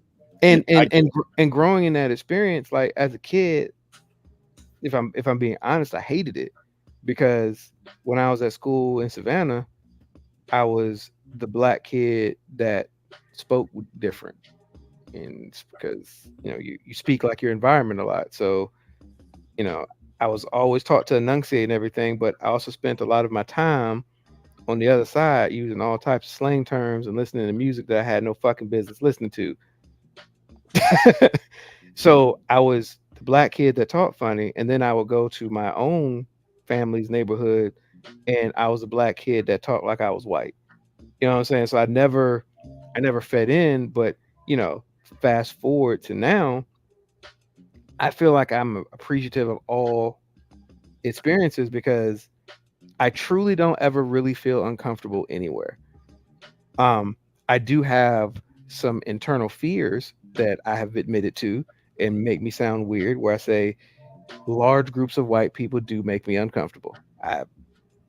When I hear a white person get chastised for, oh, you look real uncomfortable around all these black people, I'm just like, I'm always slightly sympathetic, because I'm like, look, when I went to college and I knew exactly how many black people were at the college I went to, and they would be going to the frat parties, and I'd look around, I wouldn't see a single person of color there, and I would just see a whole bunch of white, crazy, drunk people who were on drugs. That shit scarred me to the point where I'd be like, hey, large groups of white people, and then somebody in the background yelling, doing that white cat call. That shit scares the shit out of me, man. Like, now, I'm not saying I look fearful, but in my head, I'd be like, man, I wish I was at the good party right now. You know what I'm saying? At least I would know what to look for. Yeah. So I'm always slightly sympathetic when people be like, oh man, that white person looks so uncomfortable around black people. I'd be like, hey man, I'll be looking the same way around some of these white people, man. I'm like, yeah, I can't wait to get up out of here. Like, I don't know, have y'all experienced this? You ever been in a white outing, like where there's a whole bunch of white people, and then you see another black person and you almost feel relieved? Aspen. Almost feel like the need to go speak to them. Aspen. Me and you, baby. What's up? I see him. You make that eye contact, and that eye contact. It's an extra what's up. It's the head nod, but you're also feeling that person out, because you want to know, do you feel uncomfortable here too, or are you one of the ones that feel really comfortable here? Because I don't know. I gotta read the room a little bit. No, because what happens if a black person that feels comfortable, they don't want to look at you. That's true. I never thought about it that way. Yeah. Maybe Because that's why black- someone if- look because, away like- from me. I'd be like, "Nigga, you see me, right?" Right, exactly. Because when I was in Aspen, it was like people I was with, and then there was another group. We had to been there for 4 or 5 hours, so it was plenty of time for me to see everybody that was in that town in the summertime. And it was just like summertime in Aspen is like locals, a lot of locals, and it's just like looked across the street and saw this family of black people, like maybe a family of 4, and it was like we looked at each other, was like, I see. you already know. If I look at it in that same situation, if I look at a black family and they don't want to look at me, or they like that have that, you already know that their level of comfort is like what you were saying 30 minutes ago about fuck y'all niggas. Because they might, I mean, who knows, man? They might have a private jet waiting for them. They might think all the things. And they don't want to be with some like, had to save up some money to get here type of dude. They don't want that. They already know. It's Aspen. They already know. So again, man, you can tell by the eyes, you can tell if they lock in, you already know it's like, hey, I might have a lot of money, but I'm with you. Or I might be broke like you, but I'm with you, because the experience is the same. Every black person in the same situation does not have the same experience. Not even close. No. Because the dudes that I'm talking about, people I'm talking about that I grew up with, sometimes, man, they don't understand what I'm saying right now, because they are in their element. Being in an entire town that is 99% white, that is their element. For me, I'm like, and actually it's kind of a game. Like, it's like, you see some black people? You see? And then it's like, hey, Punch buggy. and I was like, oh shit. What's up, player? I showed it. You feel really. Meanwhile, I'm sitting in a restaurant full of German people speaking German. And I'm like, man, but again, I ain't mad. It's Aspen. I'm just letting you know. Yeah, I mean, You are looking for yourself. You are looking for yourself all day. I know I'm looking for myself. We used to be at company meetings, man, and it wouldn't be but like 2 or 3 of us in there, and I would be looking. Oh, Kebiako. Yeah, I said bitch. I did. I was a little angry that day, but I did. So yeah, man. I mean, I guess it's one of those things, man. I grew up in Petersburg. No issues with Petersburg. I mean, 95% black high school. Word, But when I did my 4-H stuff on the side, it was about 10% black people. So I knew where I was and what I was. So like that also, like Moby said earlier, that type of life probably kept me grounded to a point where I never hung out in my 4-H world and was like, yo, you better than everybody else. Because I come back home, go to school, and be like, nah, motherfucker. That part. You like We us. right here. We right here. Exactly. And that's the experience I had, because as soon as Yeah. you get a little bit, and it's like, then you got to go to a family gathering, everybody black, Yeah. And eating it's, greasy food with high blood pressure, everybody. All So day. I'm telling you, I understand that. Yeah. And so it was just, it was just two worlds, man. But it's all about how you balance it and how you come out of it.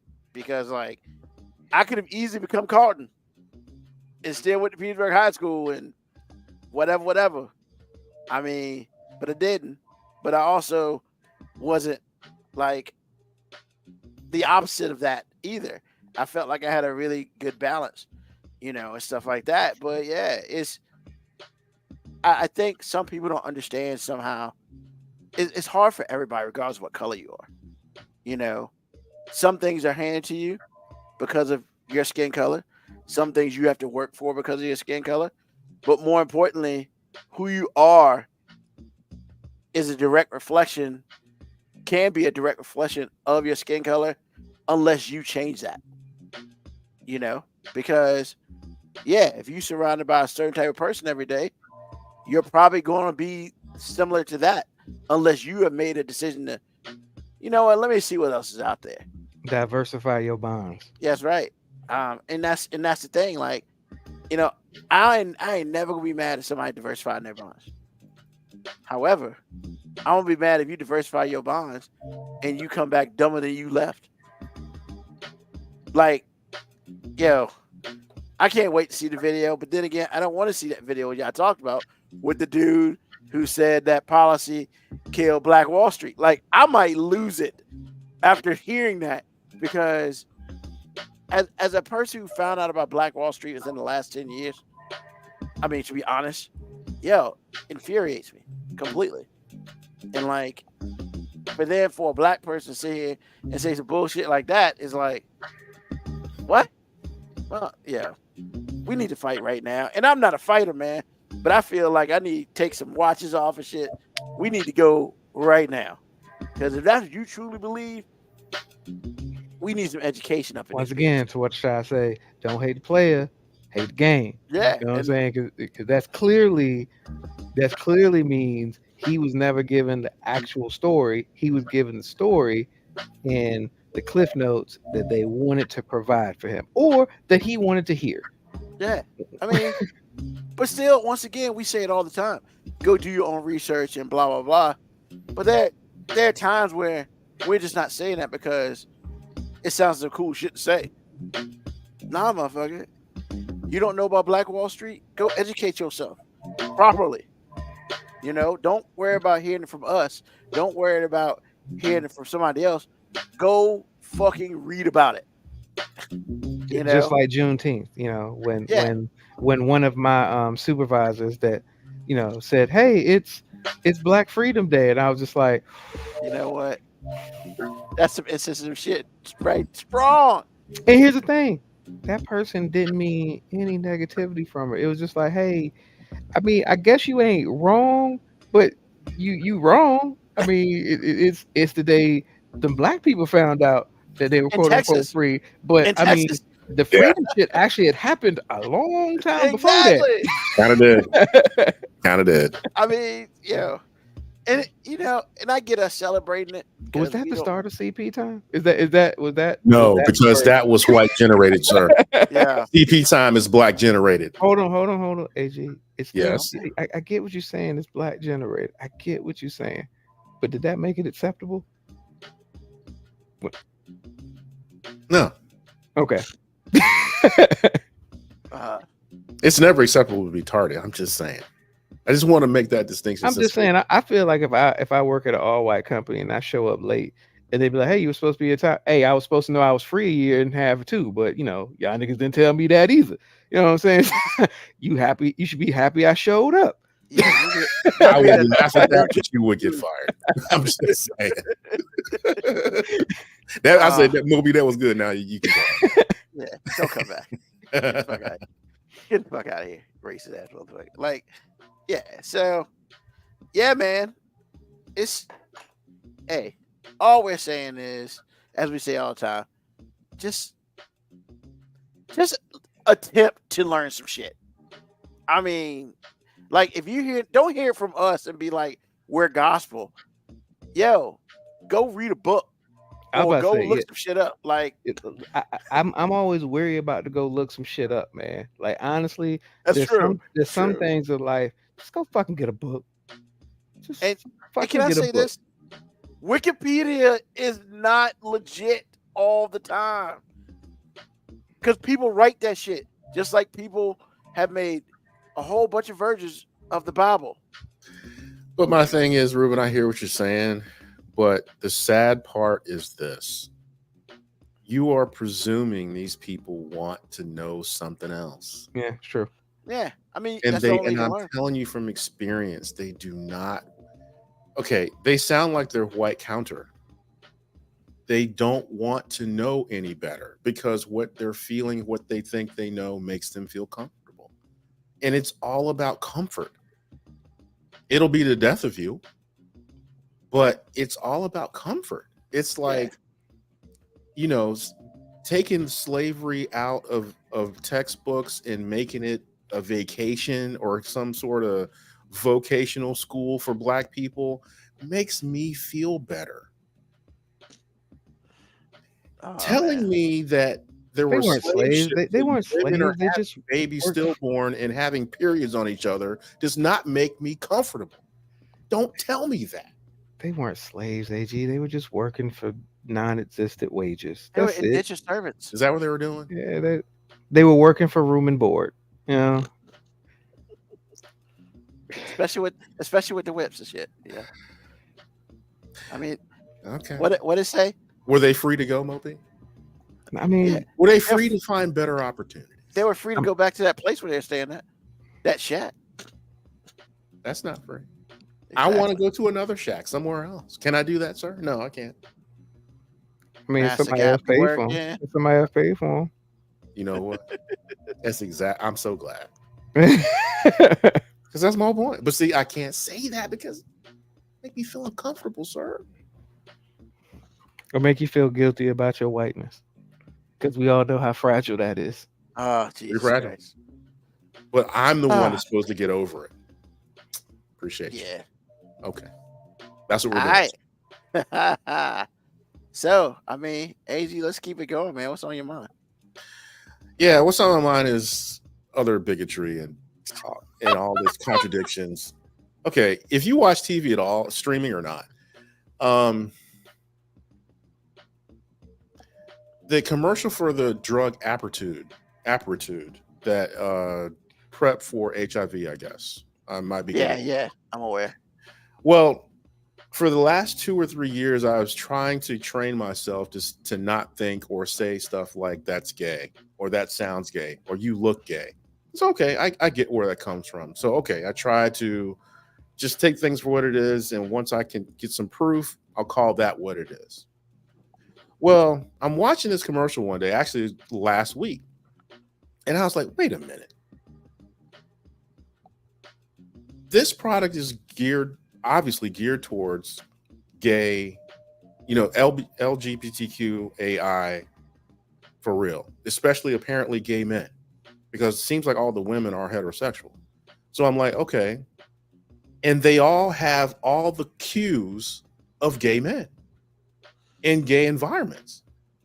So I'm like, wait a minute. You have been training me to not see gay. But then you make a commercial, and actually every commercial with this type of drug is showing all of these stereotypical gay men.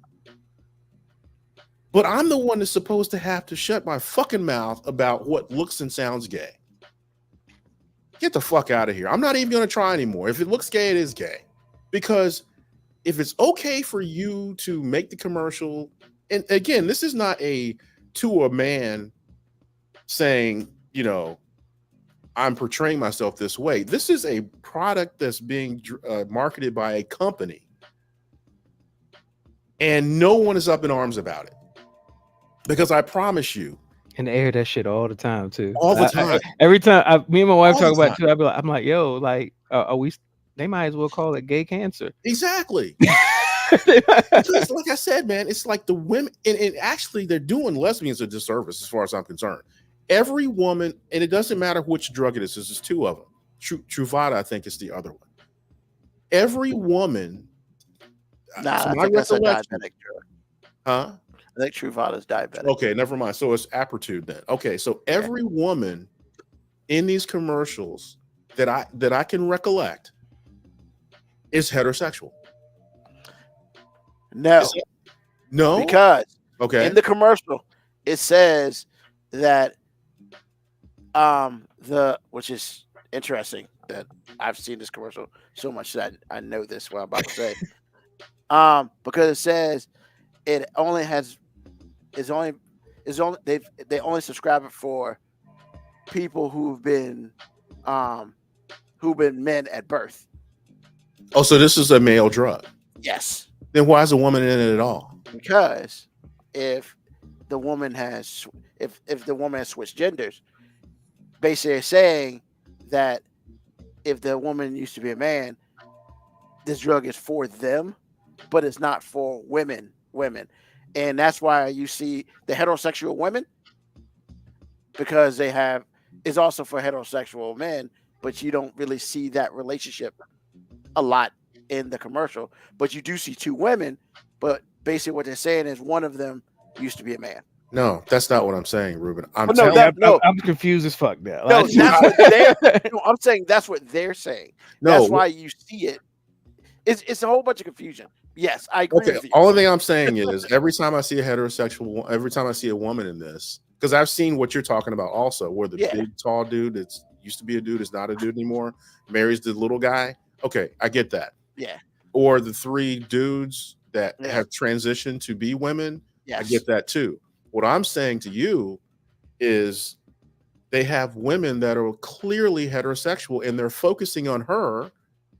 So it's like, Well, because their partner probably has HIV. okay, so I'll let that part go. Yeah. So the meat of what I'm saying is this. I'm not supposed to say something looks or sounds gay but all of the cues that this pharmaceutical company is putting in commercials that air 11 times a day. Yep. Have all the cues Yes. and no one's upset. No. What the fuck, man? All right, That's what's on my mind, man. I'm gonna try to add and make that okay. I think they really don't like it when heterosexuals label and call things gay, because normally when we do it, we're doing it out of a negative connotation. Yes. So if we see something that we don't like or we don't agree with or does a jive with us, we go, "Oh man, that shit's gay." Oh As no, that's opposed- not. I get what you're saying, but because I'm with you, because I see that too, and I'm like, hey, we're supposed to not be putting homosexuality in a box and saying that gay looks like this, but right. you are actively on a commercial saying gay looks like this. Yes. Yes. Because what I'm talking about is if I was on the phone and then I get off the phone with this dude and I'm looking at Lauren like that dude was gay. I'm not supposed to say that because he might not be gay. I mean, he sounds that way, but I'm not supposed to say he sounds gay. I'm supposed to say nothing because I can't not say he sounds gay because he sounds gay. Yes, No, because you it's also just have a penis. You have a penis. Women have a carte blanche to say a guy's gay, whether they have any evidence about it or not. Because Well, yeah, a they can woman just will have a tell you you're feeling. gay if you don't come, man. That's what I'm saying. That's what I'm saying. That's just a feeling. They can just Really say it wanna- based off of a feeling. A woman will say that, and it's like, what about the part where I don't fucking like you? Okay, anyway, moving on. What I'm saying, I just find it ironic that I have to sit and watch this commercial. Give me a piece of cake and I can't have no cake. Because every man on the commercial looks fucking gay. I'm just saying. But I'm not supposed to say that. I just think it is really ironic. And that's what was on my mind. That's all it was. Like I said before, it'd be one thing if there was this outrage, when the commercial first started airing, but there was none. And I was like, so they gonna keep telling me that this is what gay looks like, but I can't say it? Go fuck yourself. And it seems like every type of gay male up there that they're showing is a very stereotypical view of gay men. Exactly. It's like they don't show a dude playing basketball with all the fellas and then No. going home to They his have the club, they dancing, they're doing everything that's fucking gay. I'm like, oh my gosh. I'm like, bro, that looks gay, but I'm going to jail. I'm going to HR if I say that. Yes, you are. But you're giving me all the cues. Yes, they do. And I understand how white folks could feel if you made a commercial where everybody playing ball and eating watermelon and shit. It's like, wait a minute, you just said I couldn't say that. Fuck you. No. That's all I'm saying. It's terrible. Y'all need to make up your mind. Or have some outrage that says, okay, yeah, now it makes sense because y'all are mad at that commercial and I'm not supposed to say it, so they can't say it either and all the things, but they don't do that. They let that shit go and they're killing Dave Chappelle. Fuck you. Anyway, that's what's on my mind. Wow. AG's animated today, man. Oh man, mean, with that whole we- Tulsa thing, We hit the bunch today. We hit the bunch. the Tulsa thing got me, bro. I'm telling you, it brought up all sorts of demons. I'm telling you, I'm so sorry. Hey, Aunt Shirley, if you listen to this, I'm so sorry. I'm gonna let you. I'm gonna let you know, man. I watched that whole thing too, and I was like, I was doing all the things I complained about my daughter doing, because when she watches stuff, she's like so extra that she like talks to the TV, and I'm like, they can't fucking hear you, right? but like he said that, I'm like, this motherfucker here, like.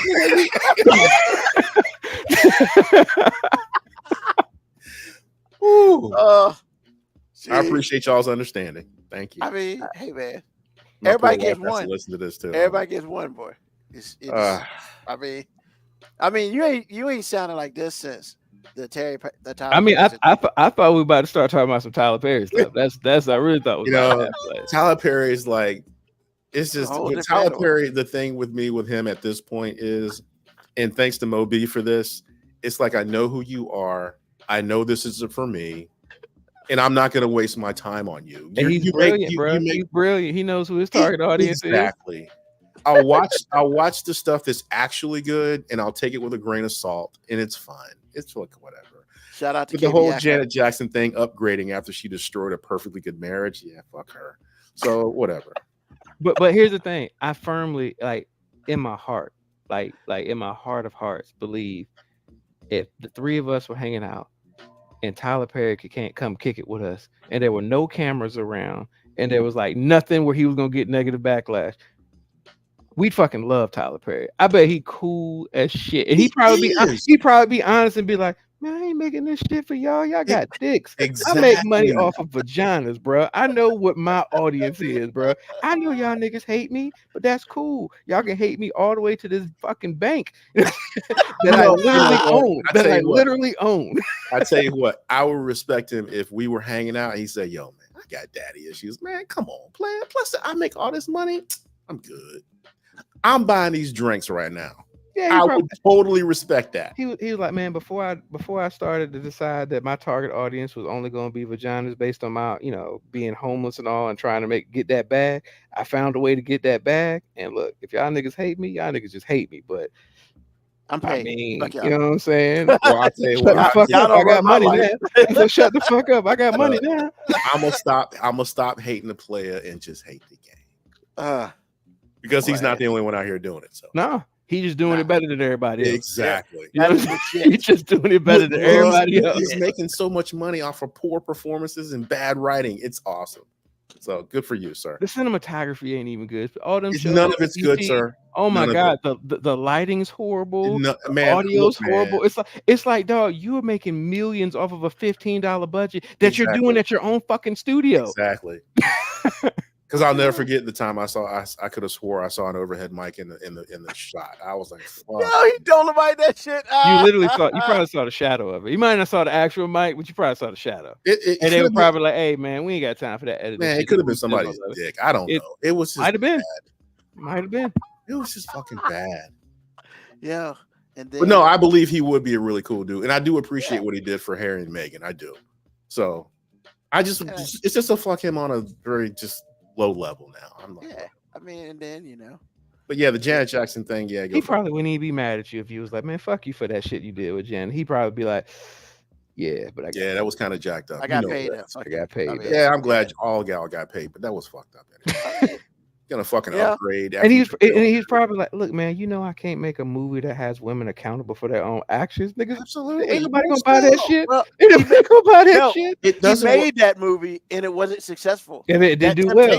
Joint. Yep. Yeah, I was about to say it didn't do well. Wait a minute, it didn't do well? No. Not why did I get married to? Why did I get married? Didn't do well? No, it did well. The Temptations, Confessions of a what was it called? Oh, that's the one with Journey Smollett. Yeah. I didn't do well. I love that. Not in the box office. Yeah, box office. It was. She treated that dude like a ooh, and then she went out there broke down, and she took the L strong. Really? Yeah, she because he ended up giving her HIV. Oh, you talking about in the movie? Okay, yeah. It was bad. Yeah, the movie didn't do, because they didn't like that. They found out that she so that she didn't like that she was accountable for all that, and then the dude was on top at the end. Ain't like that. Yeah. Not only was he true to the friend, but he leveled up and got the pharmacy. I was that's what's up. So that's why I didn't do good. Hell yeah, there's some chick somewhere. Dudes ain't allowed to have shit, right? Is that what we're doing? Exactly. I feel like that was a test case. He made that movie as a test case. And so if I rock with a dick one time, then I'm gonna see what'll happen. He was like, I'm gonna try, and then he was like, you know what? I gave y'all niggas one, Money dried up. You do it. Yeah, he took one in the eye and said, "Nah, it's not for me." Hey, and I ain't mad at her. Hey, I ain't mad either. I like Hey. that movie. but hey, you gave it the old college try. Of course we like that movie, AG, because we won that bitch. Yeah, we really did win. Here's the thing. I didn't like the movie because we won. It's not even that I like the movie. I just appreciate the fact that, man, I wasn't expecting this ending. Yeah, me neither. You know what I'm saying? Look, that was an M. Night Shyamalan moment that worked. And I was like, oh shit, that was a fucking twist. Instead of M. Night Shyamalan, that worked. That was hilarious. Yeah, that was an I see dead people moment right there. Oh shit, this nigga been dead the whole time. Don't you ever refer to yourself as ignorant ever again in your life. God. So. That's hilarious. That was fucking hilarious. I'm just saying, when you saw that movie, Ruben, did you think that shit was going to end that way? Hell no. That was far from the because I actually thought he was going to end up begging for her to come back. Exactly. When she had to come get the medicine, that time, I was like, whoa. Oh, yeah. And then she looked tore up from the floor. And you got to go to this nigga as the pharmacist? Like, yeah. Oh, shit. Got to see him every month. Every fucking month. And he know what he giving you. You know what I'm saying? He know what this medicine for. And look, when she leaves the store and sees the friend and the new wife and the kid, and it's just like, bro, that was me. Not could have been. Yeah. That was me. And I treated it like it won't shit. And now I ain't shit. That was the day hobbling to church. Hobbling to church. That was the Dave Chappelle skit when the ex-girlfriend comes up and he goes, bitch, I'm happy as fuck. And drives off with his wife. That right there. Anyway, that's what's on my mind, man. The gay community should be outraged, and I'm confused. So, all right. You're confused. All right. Mo B, man, what's on your mind? Hey, man, today, I consider myself one of the luckiest men in the world because I got damn near everything I wanted in a Sunday. And I appreciate my wife for giving me damn near, night is young still, everything I wanted in a day. It's going down, y'all. I'm still young. I'm just saying. No, I'm glad you took it that way because I'm sure she's gonna take it as like she still got time to mess it up, and that's not how I meant it. But I know I've said shit like that in the past, so I'd understand if she took it that way. But what I'm saying is, like, the only thing that didn't work out is we overslept. We were supposed to go to church, and I say we because I'm gonna take accountability in it as well, even though actually it's her fault because she vehemently told me to turn my alarm off yesterday. Oh. She was like, turn your alarm off. I'll turn mine on so you ain't got to worry about it. So I woke up and was like, we getting ready. She's like, we overslept. I looked at the time. Oh, well, guess we did. But I love how it turned into we overslept.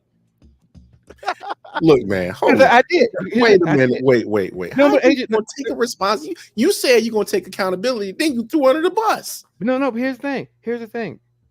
The day got better. Even though we didn't go to church, the day got better. And let me tell you why. I told her yesterday, like, and it was all sincerity in the world. I was just like, look, I just can't do nothing tomorrow. I just need a day where I don't have to do shit. You know what I'm saying? Because like I've been okay. Well, you know what? Maybe you did. And if you did, fucking brilliant. I'm not even gonna say you didn't do it. If you did, it was brilliant because it worked. Because I just need a day. I've been, running on fumes. And I was like, I just need a day where I don't do shit. Like I don't have to do anything. And woke up and she was like, no, we overslept. So I'm like, cool. I started watching something on TV. I don't even fucking know what it was. I was watching some show. Went to sleep again. Didn't wake up till early afternoon. Came downstairs, made something to eat for myself. Went back upstairs. The girls were doing something quietly. Well, Kira did something as quietly as she can. I mean, she can't help it. She talked loud. But I mean, for the most part, nobody asked me to do shit today. Like, she asked me to take the trash out, but I'm just like, she didn't really ask me. I kind of had to take it out because it was just overflowing. That's my fault. So I shouldn't even let it come to the point where she had to ask me to do that. but I didn't have to do shit. She rubbed my neck while I laid down. You know what I'm saying? I was like, bro, today was one of the best days fucking ever because I didn't have to do anything but enjoy the company of people that I love by kind of ignoring them all day. That was like, it was awesome. You know that Bruno Mars. Is that how song you're going to say? characterize it? Kind of ignoring them all day? Well, I did. I mean, but they, I mean, in all defense, I mean, the kids do usually ignore me anyway. So that was, you know, that was went hard. that was Okay. evenly reciprocated right there. And she didn't ask me to do anything. She laid with me. She joked. You know, we watched a documentary on the history of like TV sitcoms. I don't know why I picked that to watch, but it was entertaining.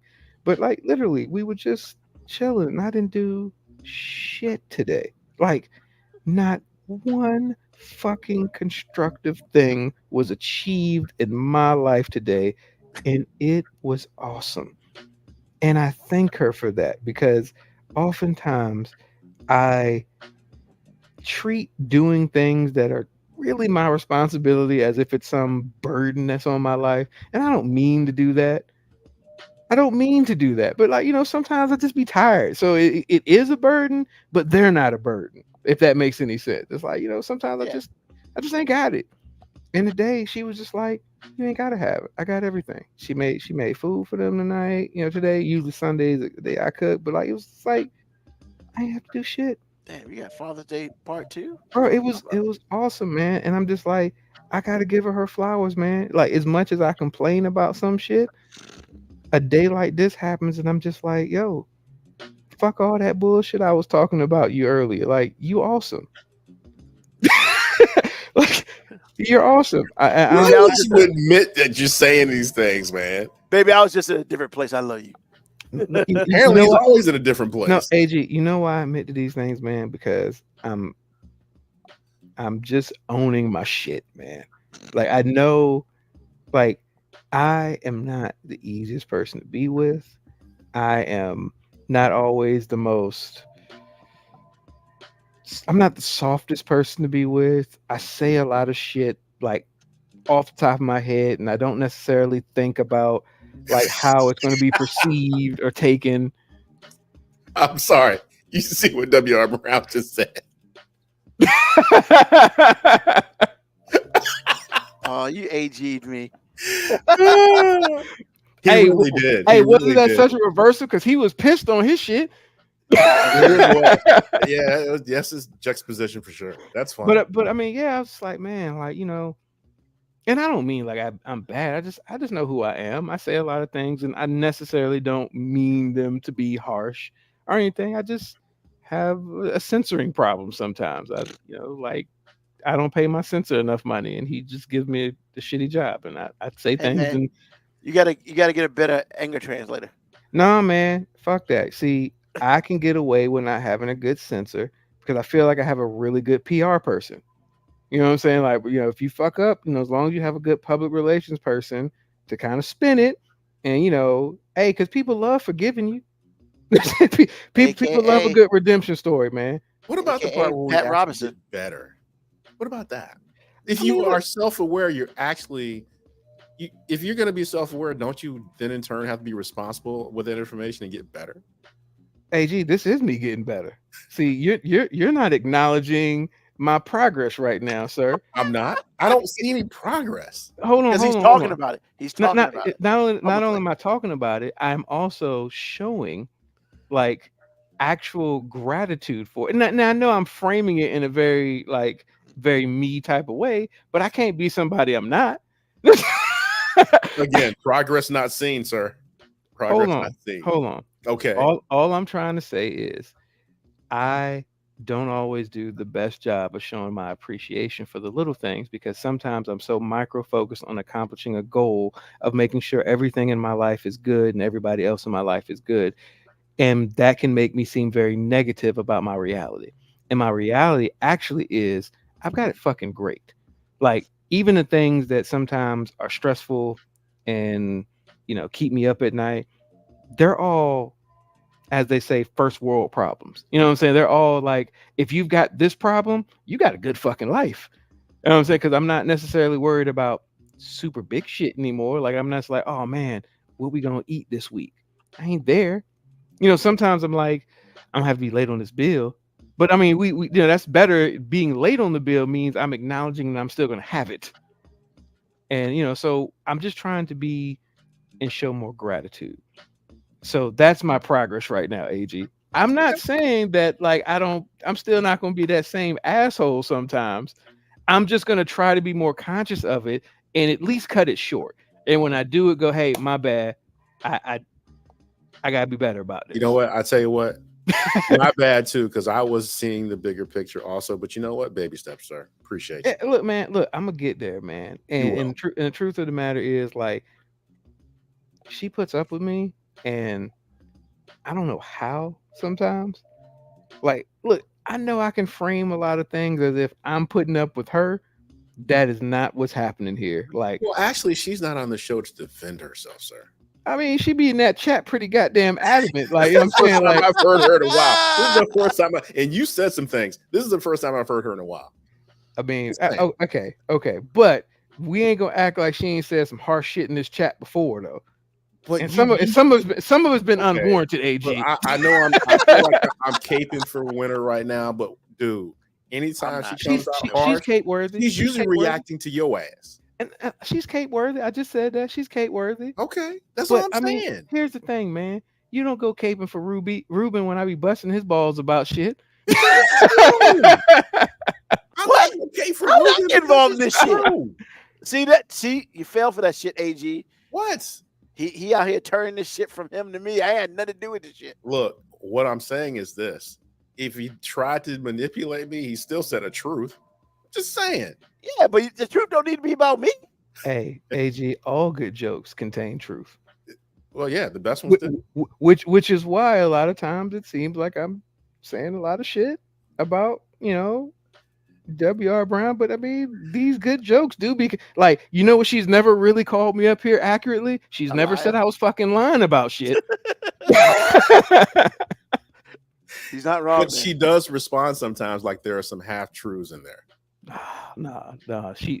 She's responding like there's this thing called accountability that exists that she is allergic to. I'm not grabbing that motherfucker. But that's okay. Because she ain't got to. She ain't got to. I feel like I'm about to be in the middle of your marriage. Not at all. Not at all. Because the whole point of this is like she don't accept accountability sometimes, just like I don't accept responsibility sometimes. And I'm adamant about that. Sometimes I'm not good at it. Hey man, as long as y'all are hand in glove, that's all that matters. No, you know what we are? And I say this and she's gonna think I'm completely, you know, just being a dick about this. But no, we are a perfect complement to each other. Like I give her shit about her goofiness and her tardiness and her lameness sometimes, but you know, all the things that I give her shit about are things that secretly I wish I could be better at. Like she has such a positive energy. She's super emotional about stuff, especially like dealing with the kids and stuff. And I'm like, I'm envious of that because I don't have that in me to be that. And I'm thankful that I found somebody who does, so our kids can be balanced human beings. Because if I was just raising them, they would not have balance. They would not, because I say some really random ass shit. It's a little bit more than random, sir, because you said it on this show. Oh, Ruben's heard me say something. I believe it. Hey, Ruben, when I said they said something about nuts, and I was like, we just went on a whole big nut tangent, man. I was like, hey, you know, you got daughters, bro. Really? I can't do it. Jesus. So you're nuts. I'm like, no, you came out of mine. Oh my gosh. And here's the thing. Never get used to hearing here's that. the thing. My youngest got it. Immediately. My oldest didn't. She didn't get it for like 15 minutes. My They had to explain it to her. My youngest was dying. And then Kira was like, what's funny? And Cadence was just looking at her like, how do you not get it? Actually, Cadence was more like, that's nasty, daddy. But no, she laughed. She laughed. She was like, She was like, ugh. And I'm not gonna the fact that she picked it up so quickly, Made you proud, didn't it? well, beyond proud. I was just like, that's my girl right Wait a there. minute. W.R. Brown went from being AG to attack. If you raised them, they'd both be Cadence. Okay, because Cadence is a lot. My youngest is You. mannerism and personality a lot like Jesus me. Christ. Somebody She says that like it's a bad thing. Like it's fucking awesome. some young kid's gonna be in trouble one day. That's all I'm saying, bro. Man, some young kid is gonna be like entertained all the time. Okay. However you want to frame it, sir. Because Cadence is funny without even having to say a lot. And that's fucking impressive because Right. It's just like you. I talk my ass off up here, AG, for laughs. And Cadence says like one or two sentences, and it'd be like the funniest shit I've ever And that heard. is you also.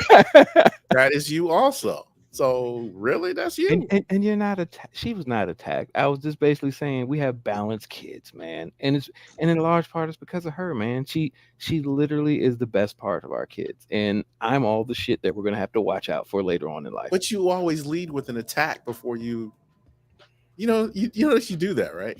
Look, man, I'm doing the best I can, bro. Oh, now you're gonna Hurt people hurt. Hurt people hurt.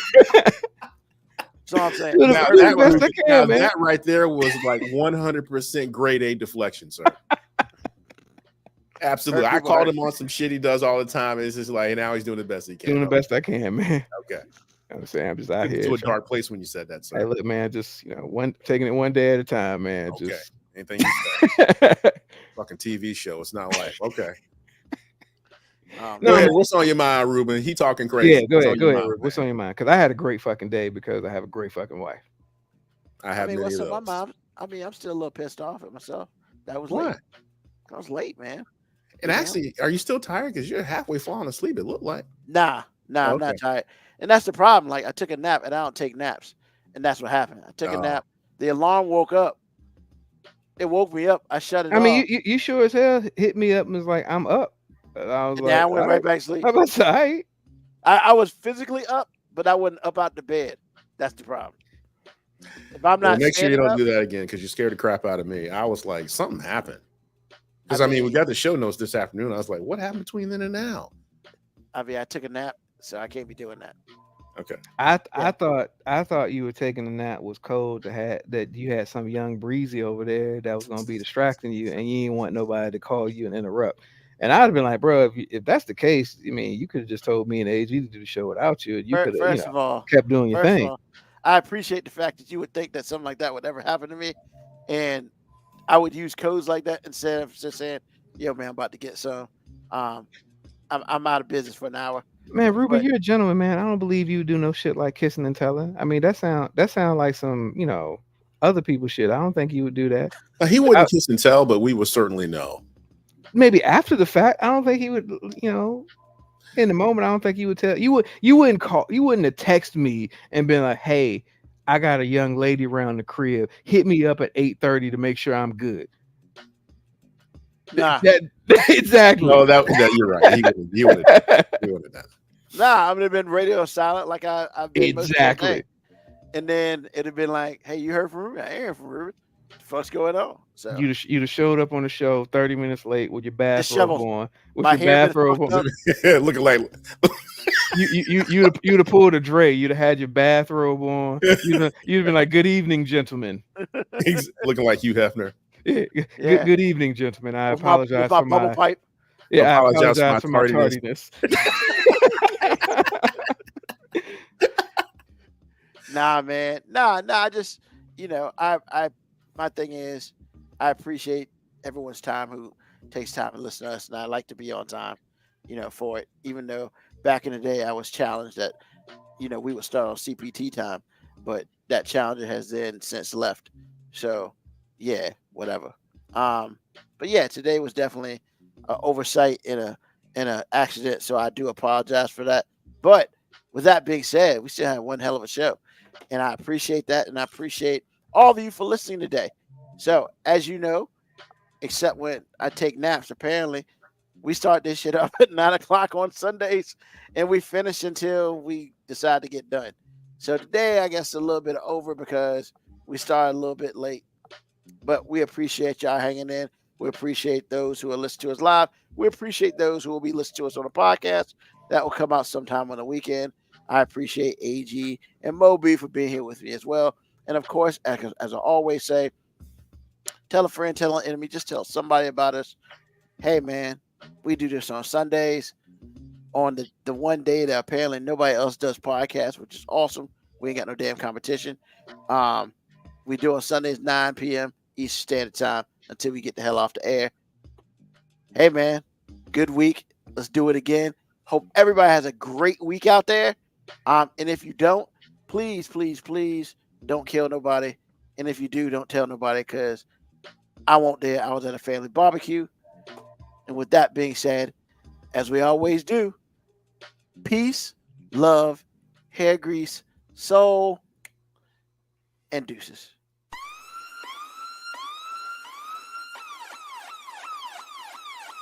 Email us at 5minutewarning19@gmail.com.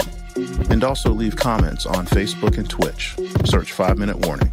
Contact us on Twitter at AG_FMW Podcast, at Newsman25, at FMW 2019. Contact us on Instagram, Moby 5 Minute Warning, AG_5 Minute Warning, Newsman25. You can listen to the podcast at Apple Podcast, Spotify, or wherever you get your podcast. Thank you for listening. This has been another episode of